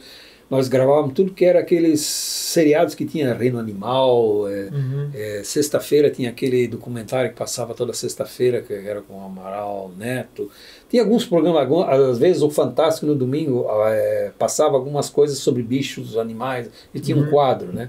Então nós sempre botávamos os videocassetes em timer, né? Eles gravavam esses programas quando não era final de semana, e na segunda-feira eu e o Jorge nós editávamos isso, né? Mesmo a corte seco com 2 VT nós editávamos e montava isso. E aí nós fazíamos a produção de material em VHS, que o professor depois usava em sala de aula. Isso aí era catalogado inicialmente de uma forma bem tosca, primeiro numericamente pela fita, né? Biologia, história. O Juarez gostava de tudo que era de arqueologia, de pedras e coisas assim. Então era, essa aqui são as fitas do Juarez, essa aqui são as do Bertelli, essa era mais quase que pelo nome do professor. Era o professor que era o cara que queria, que usava o material. A professora Reca na área de microensino e ensino, né? Que ela era muito forte, a pedagoga na área de ensino, não tinha muito material ali. Aí nós assinamos o TV Escola, e aí nós ganhamos aquelas fitas todas do TV Escola. E aí veio um volume muito grande de fitas cassete. E aí começou a dizer, como é que nós vamos fazer isso aí? Aí, na época, eu não tinha ainda feito curso de biblioteconomia. Os próprios bibliotecários da FURG, que na época nós tínhamos só 2 bibliotecários, né? Eles começaram a dar um pré-cadastro naquilo. Ainda era, as fichas, ainda se fazia ficha catalográfica, não sei se chegasse a pegar esse tempo de pegar as fichinhas que tinha que procurar. Então entrava por título, de aço, título, autor, assunto e coleção. Geralmente, né? Então era Viticola, ia tudo para Viticola, então puxava Viticola, estava tudo lá. Autor, aí botava assunto, répteis, tudo que era cobra, uma aranha, então mas estava lá nos répteis. Então tu fazia uma catalogação só de 4 níveis, bem tosca, e fazia isso aí. Obviamente esse foi um dos motivos que depois eu entrei para a biblioteconomia e me especializei nessa área de material especial, porque nós tivemos que fazer uma qualidade um pouco melhor. Né, dessa busca desse material. Muito material, imagina as fotos não, também, nós tivemos no final da era do VHS, nós tínhamos em torno de 7.000 fitas gravadas nós tínhamos um arquivo com câmera climatizada na biblioteca só para fitas de documentários. Obviamente, quando eu fiz o curso de biblioteconomia, eu também aprendi toda a parte de legislação, direito autoral, essas coisas e tudo mais. E aí eu descobri, obviamente, que nós não podíamos estar usando aquelas fitas assim que nós gravava do ar para dar aula. Ainda mais que nós cobrava mensalidade, né? Que era comercial. Então, quer dizer, era desvio de função e tudo mais. Na verdade, eu tinha que ter uma autorização da Globo para poder reproduzir aquelas fitas e tudo mais. Então, a primeira coisa que eu fiz foi uma limpa no acervo. Tudo que nós não tínhamos, ou detínhamos o direito autoral, ou nós tínhamos comprado as coleções, ou alguém tinha doado, e nós tínhamos uma documentação disso, tudo que nós chamávamos de piratas, eu tive que tirar. As universidades nessa época começaram a ter mais fiscalização em todas as áreas, né? O Ministério da Educação fazia aquelas famosas vistorias no curso, para certificar um curso, para revalidar os diplomas, tudo mais, né? E eles inspecionavam tudo. E sempre vinha um especialista na área de biblioteconomia, que ia inspecionar a biblioteca como um todo, né? Acervo básico, acervo de pesquisa, acervo tudo mais. E quando tinha acervo complementar, de material especial, ele ia dar uma checada também. Todo curso é avaliado dentro da universidade, né? O pessoal do MEC aí é um pessoal muito rígido, muito sério, isso é uma coisa que funciona. Aí nós começamos a tirar todo o material pirata. Aí começamos ou comprar ou produzir. Que foi uma segunda fase nossa na área de vídeo, foi de começar a produzir material próprio, né? Profissionalização da área. Aí nós aproveitamos a ferramenta, que eram os equipamentos do curso de comunicação, que tinha todo o estúdio montado. Nós não tínhamos a TV ainda, né? As concessões de TV, que ela veio só em 97. Mas nós tínhamos um equipamento profissional quase que ocioso, né, que era só usado pelo curso de comunicação em uma ou duas disciplinas e um período por dia. Então, vamos dizer assim, mais da metade da semana o equipamento estava ocioso. Passamos então a produzir, aí foi uma segunda, vamos dizer assim, retomada do audiovisuais. Foi criada a produtora, a SPVT, Seção de Produção de Vídeo e Televisão. Era uma produtora da televisão de produzir material acadêmico. Então aí nós entramos em todas as áreas, né? Engenharia, nós ia junto com os engenheiros nas obras, mostrava a fundação, como é que era, como é que é o estaqueamento, como é que é a troça. Na área de arqueologia, o professor Juarez nos levava aí no mato, nas montanhas, mostrava, isso aqui é um vulcão, isso aqui é o cone do vulcão, isso aqui. Então ele fazia as aulas, nós fazíamos esses vídeos didáticos. A área de medicina nós produzíamos, médicos fazendo cirurgia, né? Nós gravávamos as cirurgias, os processos todos, e aí também tem todo um controle de ética, né? Porque às vezes começa a estar uma coisinha meio errada lá dentro, o médico põe a mão e segura, né? Corta, isso não pode aparecer, isso não é acadêmico, né? É errado, né? Salvei a vida, mas não... Saiu fora da... Obviamente o paciente que nós mostrava, ele tinha que ter dado autorização, eram pacientes do SUS, né? Que estavam fazendo cirurgia de graça. Então tem todo um troço assim, né? Não pode, né? Tem toda a ética por trás disso. E aí eu sempre dei esse feedback, né? Eu controlei essa parte, né? Essa parte tinha que ser legal. Digo, não, a universidade é uma coisa certa, aqui dentro tem que ser certo e não adianta pirataria, né? Então fizemos uma limpa muito grande no acervo naquela vez. Queimamos, foi destruído mesmo, na verdade foi destruído. As fitas, né? As piratas. Porque já eram muito usadas, não adiantava mais regravar, já estavam deterioradas, né? Nós tínhamos um número de exibição, não eram de boa qualidade, no começo nós não tínhamos recursos, nem tinha fitas de boa qualidade, né? Depois aí começou a entrar fitas master profissionais, que aguentavam mais, né? E nossos vídeos também eram ruins, inicialmente era tudo vídeos domésticos, né? Não tínhamos vídeos profissionais, né? E ele era um comedor de fita, né? Lá pelas tantas eles comiam uma fita daquela que rolava tudo no carretel, né? Destruíam o programa, né? Isso, que coisa boa, nós tínhamos que ter backup, né? Porque esse negócio de catalogação de material, quando a gente lida com animação, a gente também tem as coisas que a gente chama de biblioteca. Biblioteca, sim. De desenhos. Em algum lugar tem que estar informação, mas tu tem que recuperar. Exato. É aquela velha história, né? Não adianta tu ter informação e não saber recuperar. Agora, hoje a gente está na era digital, mas a infinidade de arquivos que a gente cria é uma coisa louca. O conceito é o mesmo. Você tem a informação, ela está em algum lugar e eu tenho que recuperar. O mais rápido possível, porque tempo é dinheiro. Então você tem que recuperar essa informação. Então tu tem que ter ferramenta. Onde está o segredo? Catalogar certo. Tu bota um nome errado, uma letra errada, alguma coisa, um código que tu tenha próprio, ou adotou um código universal errado, ele não vai indexar, a gente chama de indexar, né? Ele não vai indexar na ordem que tu quer. O que vai acontecer? Na busca tu não vai recuperar aquela informação, que é o que mais dói, né? Eu sei que eu já tenho essa cena, eu já fiz isso aí, onde está? Isso no universo de 100 é uma coisa, agora no universo de milhares tu não acha nunca, né? Não acha. É aquela velha história, se perde livro dentro de uma biblioteca. Só colocar ele na posição errada da estante. Por isso que dentro de uma biblioteca a gente tem uma operação uma vez por ano, geralmente nas férias coletivas, onde todos os funcionários vão, que a gente chama uma rotina de leitura de estante. Tu vai com o dedo conferindo a sequência numérica de livro. O que a gente acha de livro perdido é uma coisa absurda. Que o pessoal pega, tá agora em outro lugar. Coloca no meio. É aquilo que a gente sempre diz quando está na biblioteca. Ele pegou o livro, deixa em cima da mesa. Não bota na estante. Porque ele nunca vai saber botar. É gente habilitada, treinada para botar um livro na estante. Ele tem uma sequência correta. Se ele não tiver correta, o cara tem de psicologia, pegar e botar um livro lá no meio da engenharia, tu nunca mais vai achar esse livro. A menos que um dia tu vai passar o dedo em livro por livro lá na engenharia. Opa, peraí, mas esse colega aqui está errado, isso não é daqui, isso é da psicologia. Está aqui na engenharia. E ele faz isso uma vez por ano. E a FURB, quando eu saí de lá, estava com 670 mil títulos. É coisa. É coisa. Obviamente, o americano, ele inventou a tecnologia onde ele bota um chip magnético dentro da lombada do livro e ele tem um scannerzinho que tu vai passando na frente da estante e ele vai conferindo a ordenação daquilo. Dá o alarme daí. Dá o alarme. Se tiver alguma coisa fora. Nós sonhávamos com isso na biblioteca, né? A 3M que produzia equipamento, eles até doavam equipamento. Nós só tínhamos que comprar a etiqueta, que custava só $6 cada um. Mas olha... Aí... Eles davam o equipamento. Inclusive, eles davam o equipamento para nós botar na porta da biblioteca e se ele passasse por lá e aquele sensor magnético não tivesse sido desabilitado, ele ia tocar uma campainha, nós podíamos até botar um sistema de fechamento de porta. Nós sonhávamos com um equipamento desse. Sim. O problema era os $6 da etiqueta. É que os caras, eles querem, que nem a impressora. A impressora é baratinha, não é cartucho. É o cartucho. É a tinta mais cara do mundo. Tem milímetros de ml lá dentro. Um galão de tinta custa uma piada, né? Agora dentro de um cartucho é milímetros lá dentro.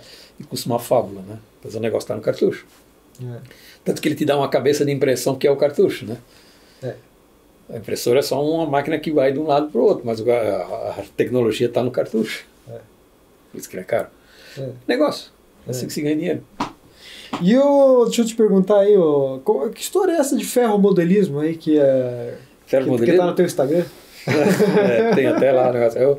Eu sou meio alheio a essas ferramentas, às vezes quando eu publico umas coisas meio erradas, aí vem minha esposa, meus filhos atrás vão apagando tudo, mas o ferromodelismo sempre me acompanhou desde a infância, né? Meu avô trouxe um kit inicial quando eu tinha 5 anos da Alemanha, era fantástico, era um circuitinho oval, uma locomotiva, 3 vagões, eu achava aquilo maravilhoso, só que eu não podia brincar. O pai dizia que isso estragava.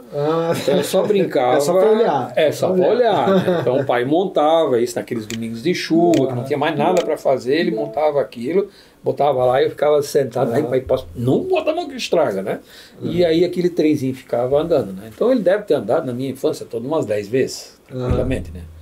Foi pro armário e lá ficou. Quando eu tive uma idade maior para brincar de trenzinho, eu não andava mais de trenzinho, né, cara? Eu andava de moto ou corria atrás de menina. É muito mais interessante que correr atrás de trenzinho, né? Ficou lá, ficou na casa do meu pai. Ou ficava na fuga, né? Ou ficava na fuga. Eu ficava na fuga. Mas o que eu não fazia mais era brincar de trenzinho, né? Aí, quando eu casei, eu não levei, deixei isso na casa do pai. Eu morava em apartamento pequeno, tinha espaço, eu deixei lá. Eram umas caixas, eram várias caixas. Uma caixa desse tamanho, são tudo caixinhas pequenas assim. Que ele ficou. Aí quando meus filhos cresceram, eu fiz a mesma coisa. Um dia fui lá, busquei, montei, o meu filho já foi direto na máquina e já botou ali a mão, ele era muito pequeno, eu digo, não, o pai vai guardar porque senão tu vai estragar. Não, isso o pai ganhou do opa, deixa aí, não pode, deixa aí. Fiz a mesma coisa que meu pai fez, guardei e joguei fora. Tá, aquilo ficou, né? Mas aí já eu estava morando naquela casa lá, eu tinha isso guardado. Aí a minha filha montou aquela clínica lá em Rodeio e ela tem uma vitrine muito grande e a gente sempre faz uma vitrine de Natal, assim, bonita, um pinheiro, alguma coisa, um canto da vitrine sempre é uma vitrine de Natal, assim, para chamar atenção, porque fica bem na rua principal, né? Aí um dia eu tô lá montando, que eu gosto muito do Natal, eu adoro montar pinheiro, luzinhas, essas coisas assim, né? Ele disse, meu Deus, ficava lindo aqui embaixo um trenzinho tem tudo a ver com a árvore de Natal, aquele troço, né? Meu genro disse, mas isso não tem mais, cara, eu tenho um troço desse. Não, eu tenho. Fui em casa, vou em Blumenau, busquei esse trenzinho, montei ele lá. Aí meu genro olhou para mim, isso funciona? Eu acho que sim, isso é alemão, isso é coisa boa. Limpei a máquina, lubrifiquei ela, botei em cima, não é que funcionou, cara. Ela era de 65, funcionou. Isso agora, faz 2017. Funcionou, que era uma maravilha. Eu olhei aquilo funcionando, aí meu genro olhou para aquilo. isso dá para ampliar? Eu digo, não sei, eu acho que não, cara. Isso aí é coisa velha dos anos 60. Ah, mas será que isso não existe? Não, pode ser. Aí eu fiz aquela maior besteira que eu posso ter feito, né, cara? Fui no Google e comecei a olhar, né? Começou a procurar Märklin, uma não coisa sei o leva a quê, outra. Mercado Livre, cara, há centenas, milhares de coisas. Trilho, peça, máquina, vagão e tudo mais, não sei o quê. E aí começou a ficar ruim, né? Meu genro me cutucou, sabe? Podia comprar um pouco mais de trilho, né? Comprei mais trilho. Mas podia comprar talvez essa máquina bonita, né? Tá, uma coisa barata, era R$300, R$400. Uma máquina funcionando, cara. Nos anos 60, anos 70. Comecei a comprar, cara. Comecei a comprar. Aí, cara, comecei tanto troço, mas um dia eu tô lá na praia, a minha esposa mostrando assim no mercadinho, acabei de comprar essa locomotiva aqui, uma locomotiva muito bonita. Ela disse, vem cá, tu vai fazer o que com isso?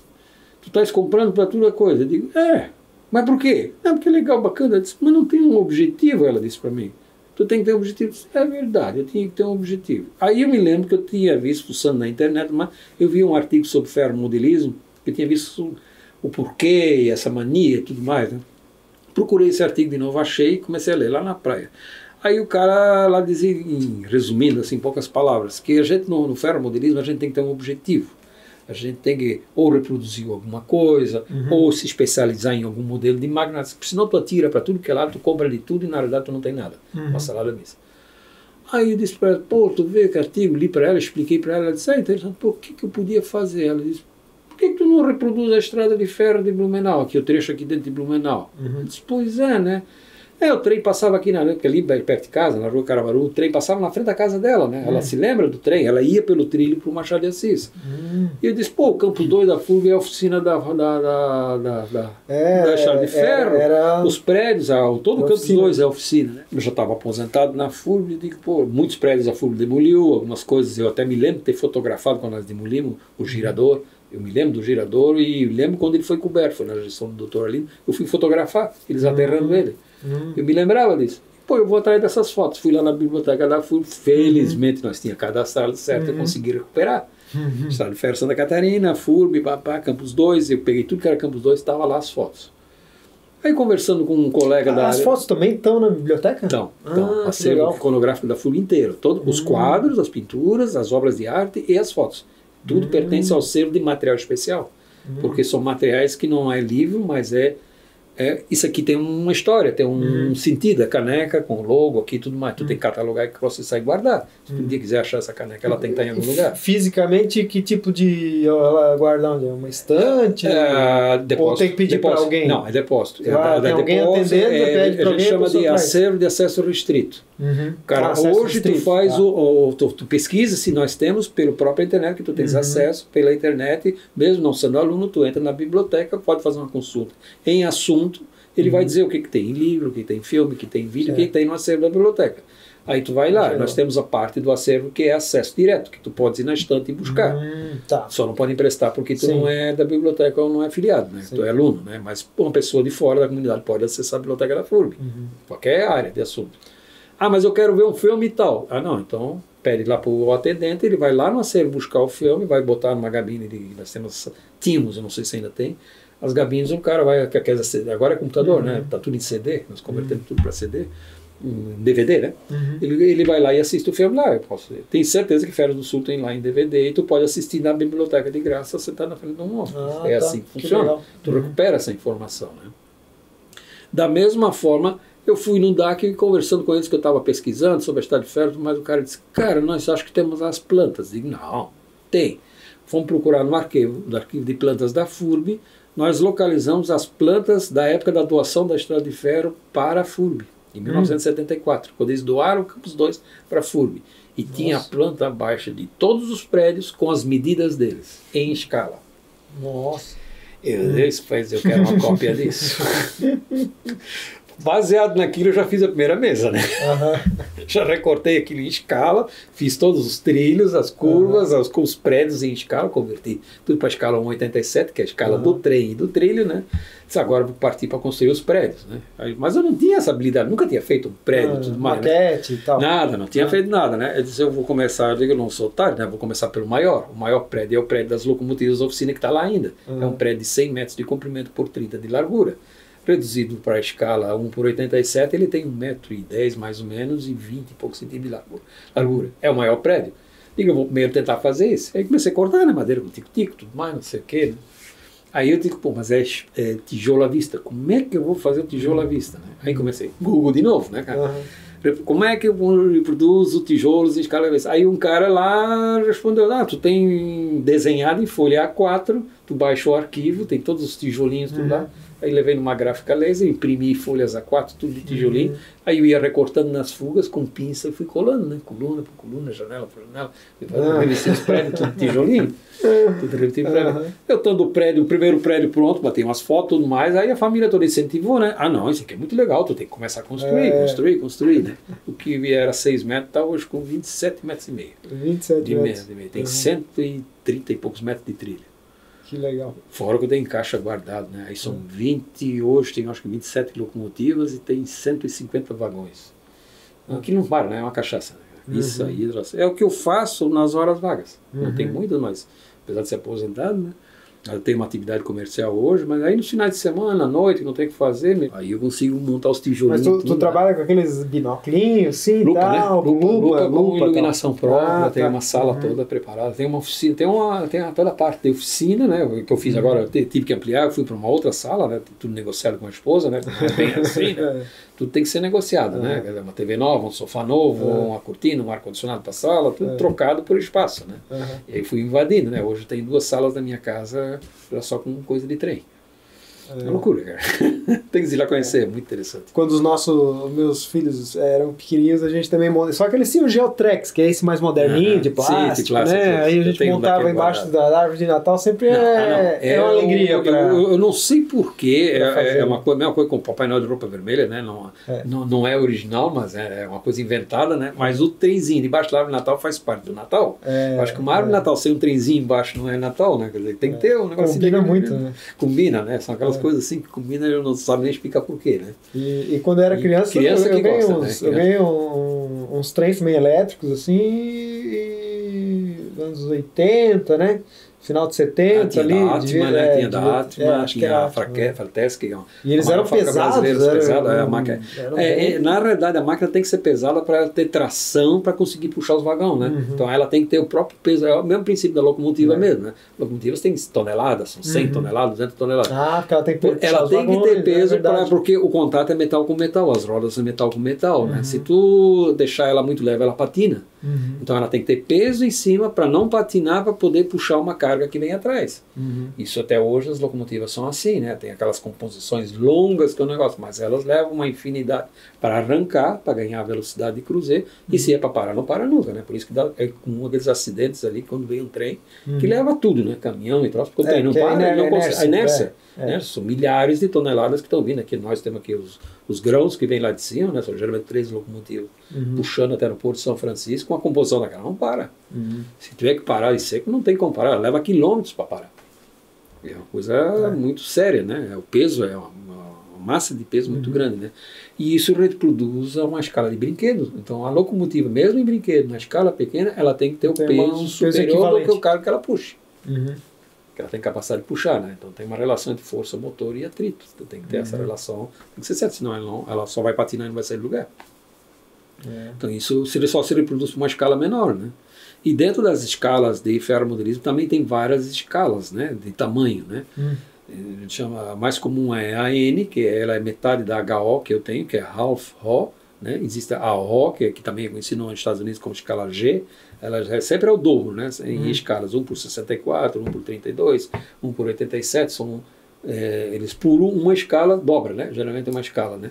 Até chegar naqueles trens que são do tamanho dessa mesa aqui, que tu chega a sentar em cima e andar num circuitinho, em casa, ou num parque que existe, que é muito comum, né? Uma máquina a vapor perfeita, são fiel, só que tu senta atrás em cima do vagonete e vai embora com ela, né? Eu acho que o Disney tinha uma dessa, ele tinha mesmo, na casa dele tinha uma dessa.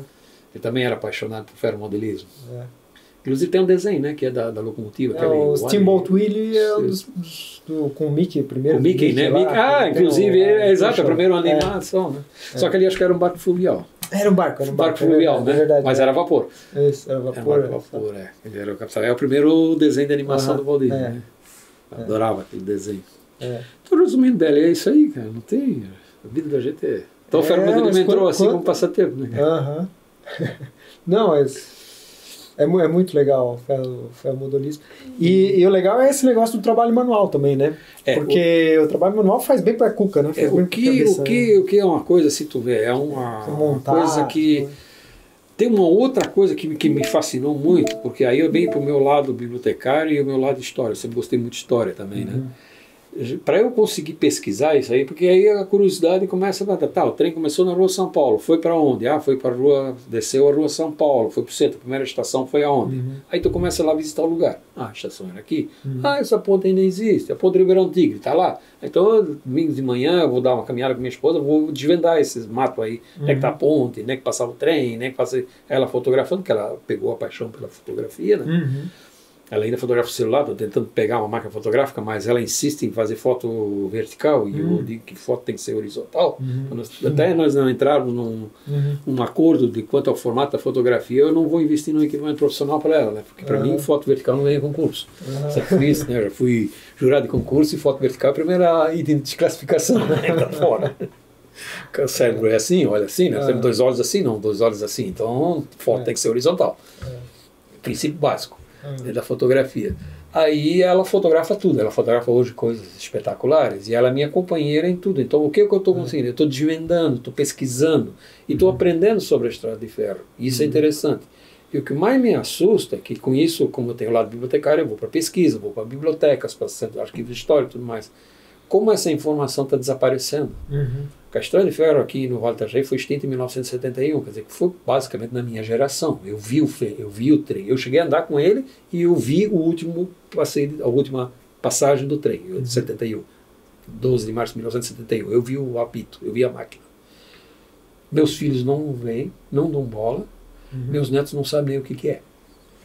Quer dizer que em uma geração a coisa desaparece.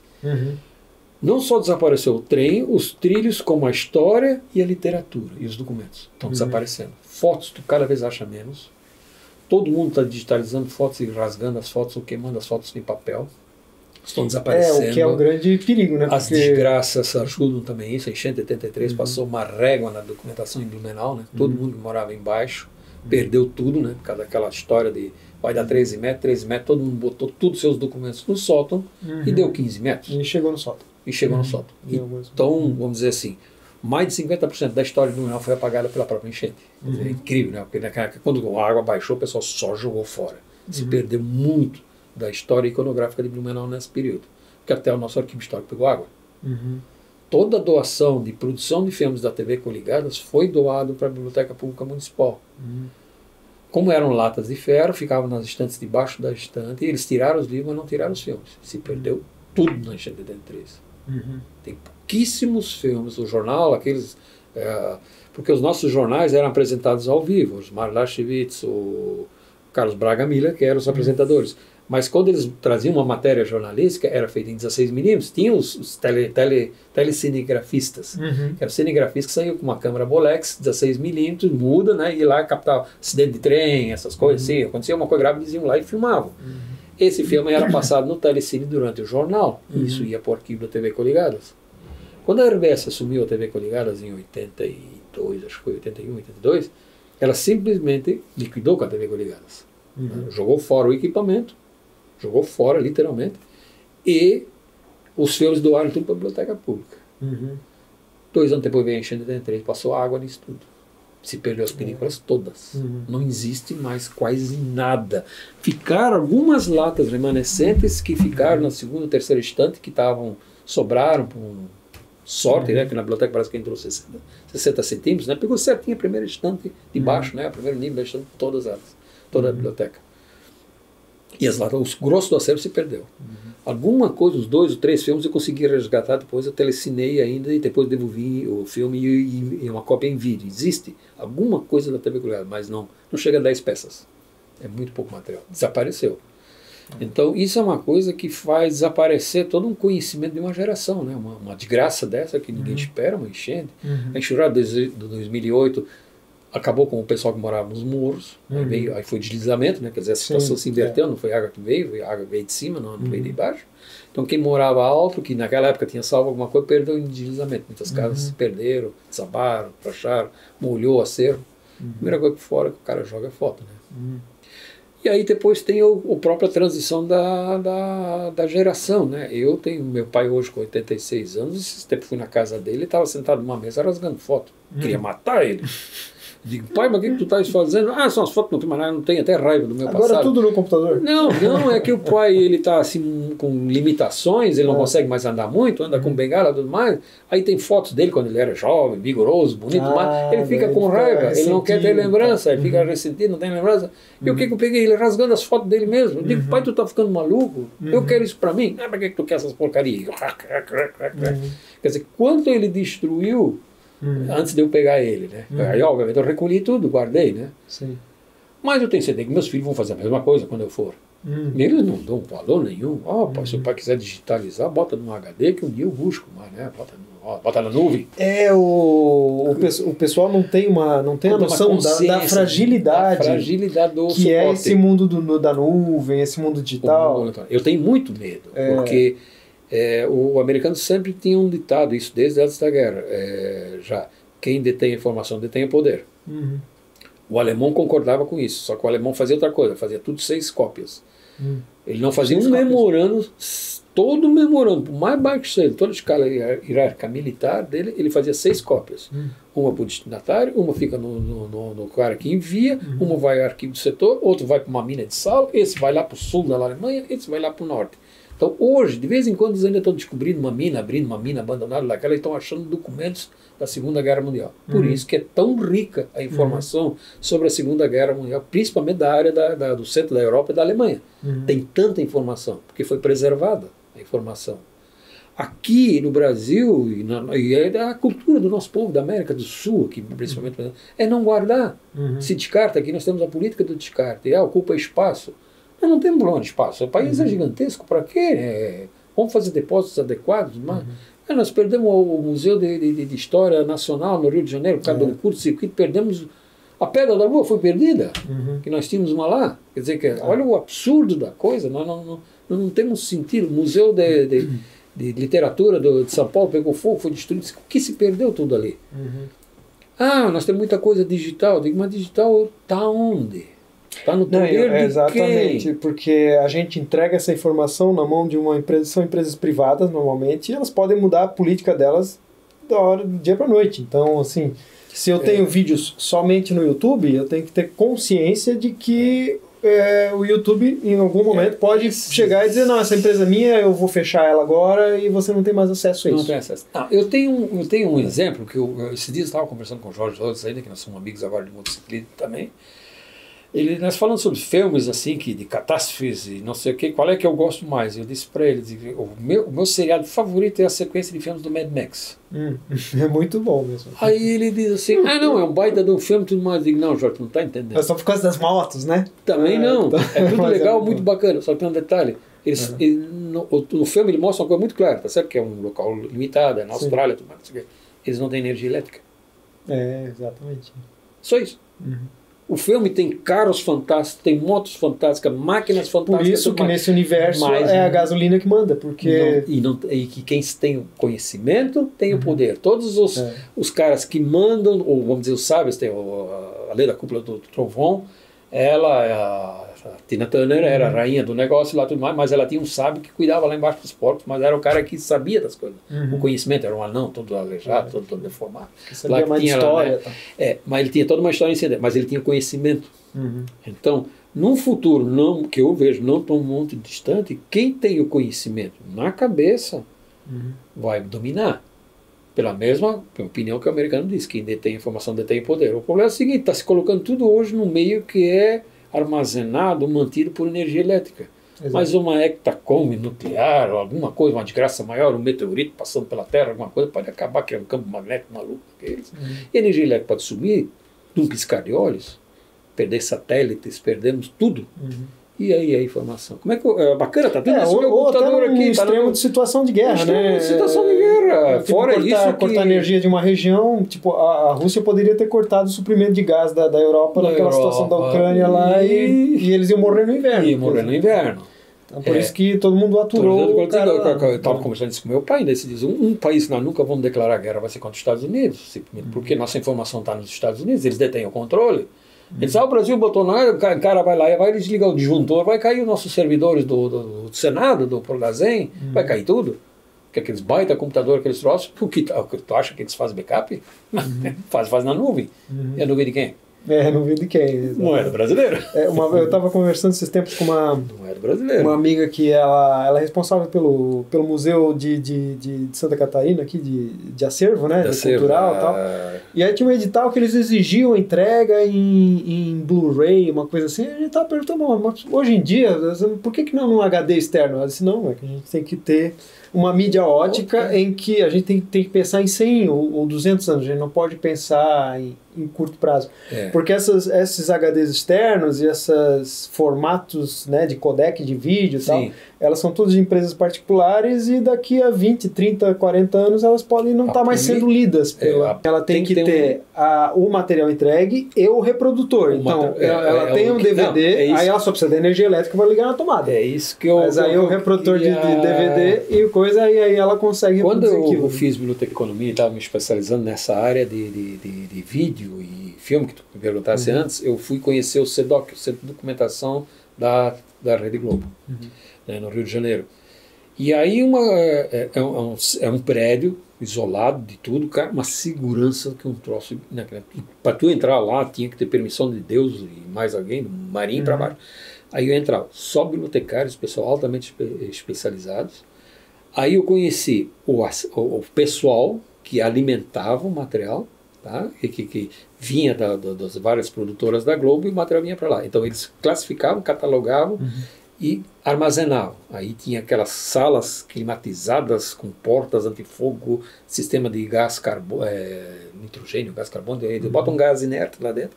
Que era uma coisa que a biblioteca do Rio de Janeiro devia ter fácil. Quer dizer, detecta incêndio, dá um caso de incêndio, aquela porta fecha sozinho, te carrega um gás lá dentro, se tiver alguém lá dentro, morre. Tudo mais. Agora, o que me chamou mais atenção, eles tinham um setor técnico melhor do que o setor técnico da própria televisão. Aí eu queria saber por quê e para quê. Aí eles disseram, então vamos lá, eu vou te mostrar, tu gosta da área técnica. Quando eu cheguei lá, eu caí de boca no chão. Tinha gravador preto e branco quadruplex, que é maior do que essa mesa aqui, ele é tamanho do nosso. Eu tenho fotos dele descendo descarregado no avião quando a Tupi trouxe o primeiro para o Brasil. Os primeiros gravadores de vídeo que existiram no mundo. Olha só. Tá? A Rede Tupi e a Globo no começo tinha esse troço. Eles têm as fitas.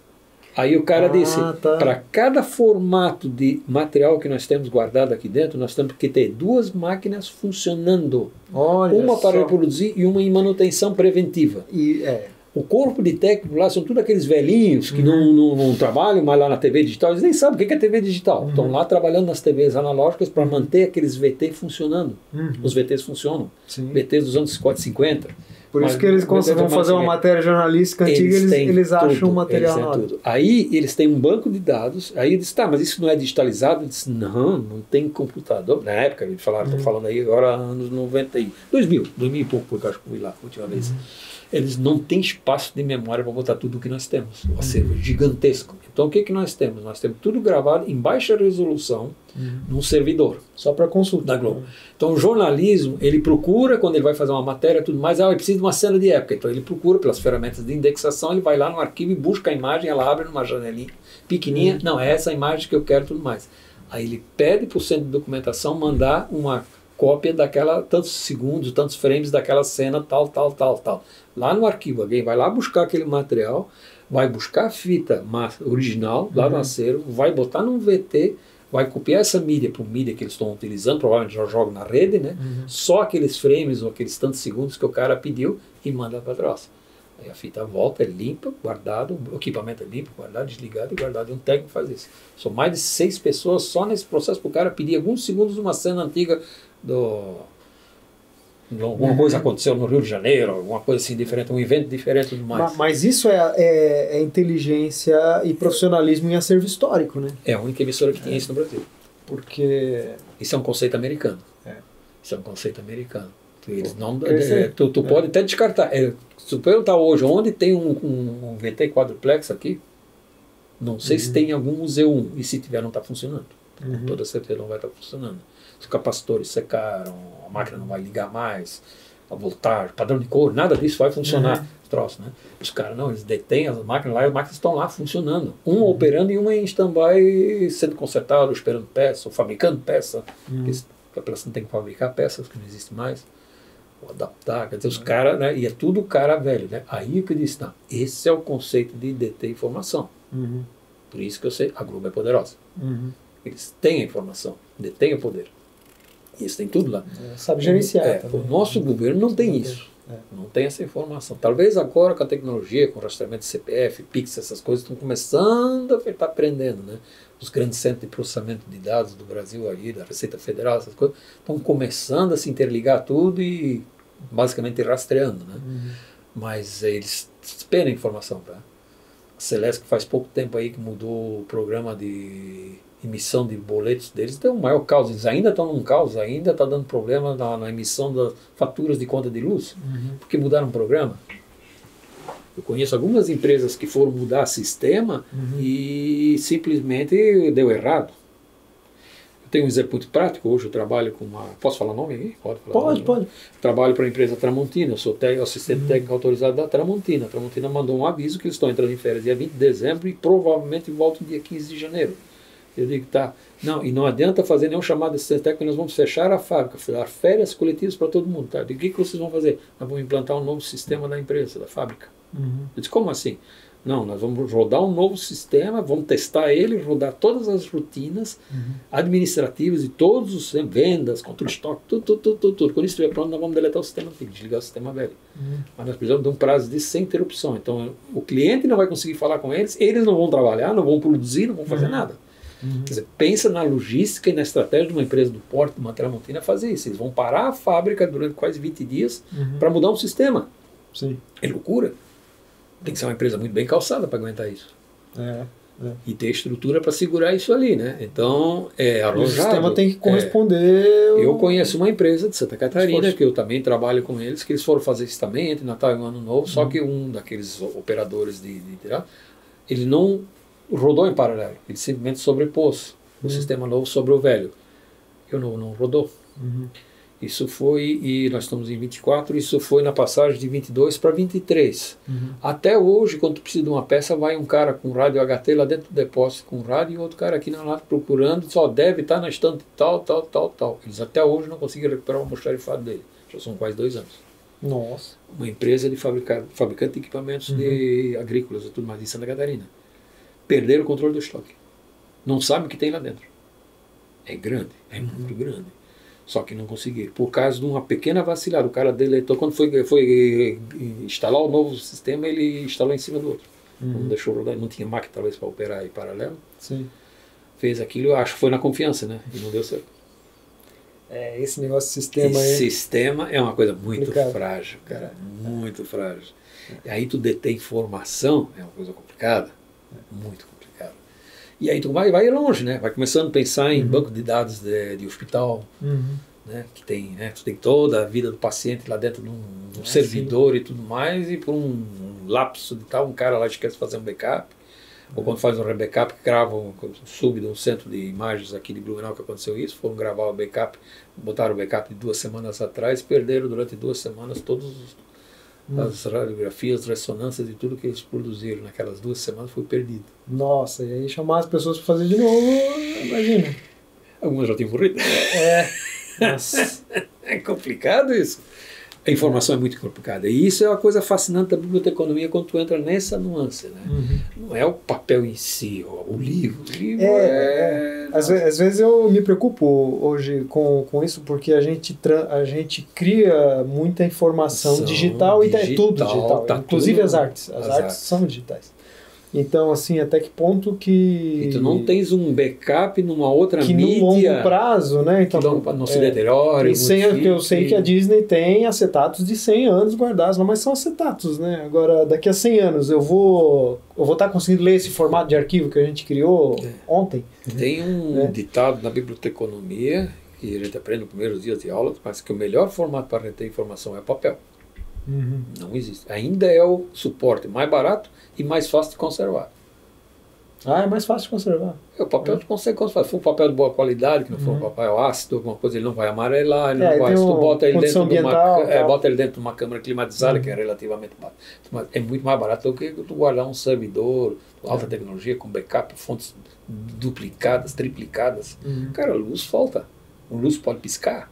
Piscar acaba com um sistema, às vezes.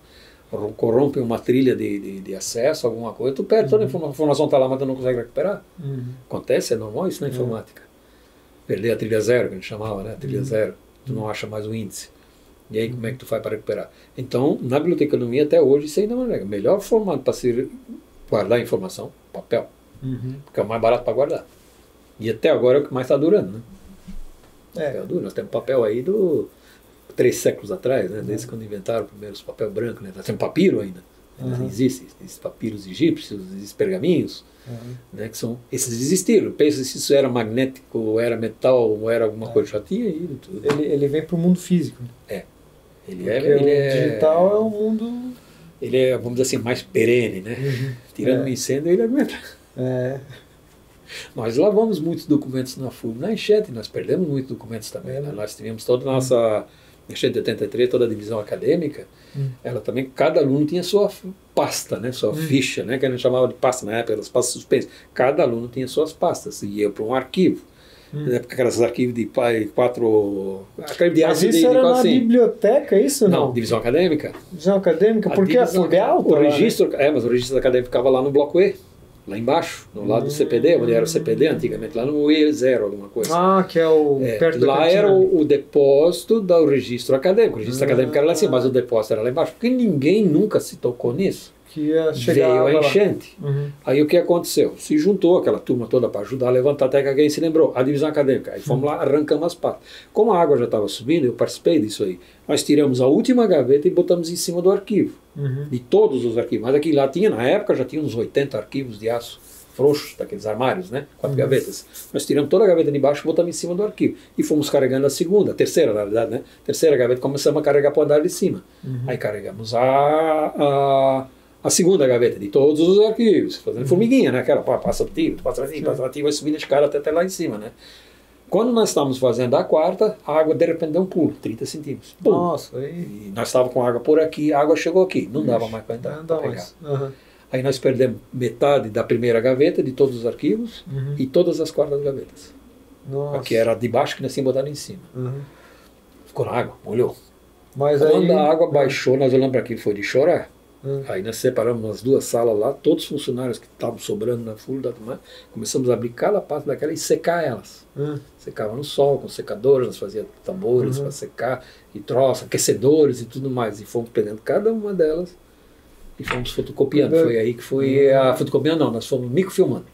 Aí foi uma infelicidade, mas teoricamente foi acertado, mas nós fizemos um convênio com uma empresa de microfilmagem que ficava aqui na rua Joinville, e aí nós microfilmamos tudo em película 16mm, e aí compramos um leitor impressor de microfilme, né, onde tu conseguia recuperar aquele arquivo, olhar ele numa tela, ecrã, e se era aquele que é o currículo do cara, né? Tá, todas as notas estão ali, né? Estão registradas, né? Para tu emitir um diploma, tu tem que ter essas notas em algum lugar, ficha final do aluno concluinte, né? Isso tem que estar arquivado dentro da universidade, porque um dia ele pode pedir a segunda via do teu diploma. E aí esse arquivo tem que estar na universidade. Aí ele ia lá, localizava a informação, nós imprimia a máquina. Aí foi aquela segunda coisa, por época foi um sucesso, bacana, anos 80, 90, tudo mais, não sei o quê. Só tinha 2 máquinas dessas em Blumenau, na FURB e na prefeitura, que a prefeitura também perdeu e também comprou uma máquina dessa. Hoje não tem nenhuma máquina funcionando no estado. De leitura dos filmes? Nós temos filme lá. Não tem como ler. Os filmes tem, mas não tem como ler. Nem imprimir. Nossa. Tecnologia pegou a gente pelo pé. Tecnologia pegou pelo pé. Foi um avanço? Foi. Devia ter digitalizado? Devia. Mas o microfilme ele não é usado até hoje? Não tem lugar? Alguns arquivos ainda tem. O arquivo de Santa Catarina, que tu mencionaste antes, tem. Eles têm uma máquina dessa lá, mas eles não abrem para o acesso público. Tá. Se eu for lá, é muito difícil. Só numa emergência. Tem que ter muita conversa. É um equipamento único, é único no estado funcionando. Para eles te deixar lá, sentar com um rolo de filme para procurar a ficha do Rubens Belli, para esse cara que imprime. Não vai dar para imprimir. Não, mas eu precisava imprimir. Cuida do teu diploma. A gente tem que ter não sabe, né, que tá a segunda via dele. Pô, prazer, Beto, te ter aqui com a gente. Eu que agradeço, a tarde super agradável, né, cara? Por ter vindo e... muito querido, faz parte da minha, né? Faz parte da minha história, né? Então, é querido. E a história é recíproca. É recíproca, né? Então, o Beto foi um cara aqui, falando para quem está assistindo aí, que também me ajudou a impulsionar essa parte de arte, porque é um apreciador de arte, né? Sim. E eu fazia os desenhos no fim de semana, eu copiava pôster de filme, né? Fazia umas pinturas e tal, aí eu mostrava para esse cara aqui, e eu via no olhar dele assim que é um negócio legal, aí isso dá uma empolgação na gente, né? Tu fez um cartaz, Fabrício Rastro lá, que tu desse pro Juliano, do YouTube, todo em nanquim preto, ele tem isso na sala dele, lá em Porto Alegre, eu olho para aquilo, eu olho para esse cara do Belli, né? Ele diz, do Belli. Digo, dá para mim? Ele disse, não. Não tem jeito. Ele disse, tu dá o tua águia da Harley para mim? Ele disse, não dou. Então, não. Isso é o Belli e vai ficar com nós o resto da vida. Nós dois temos isso aí. Aquele do YouTube é fantástico, o guitarrista, né?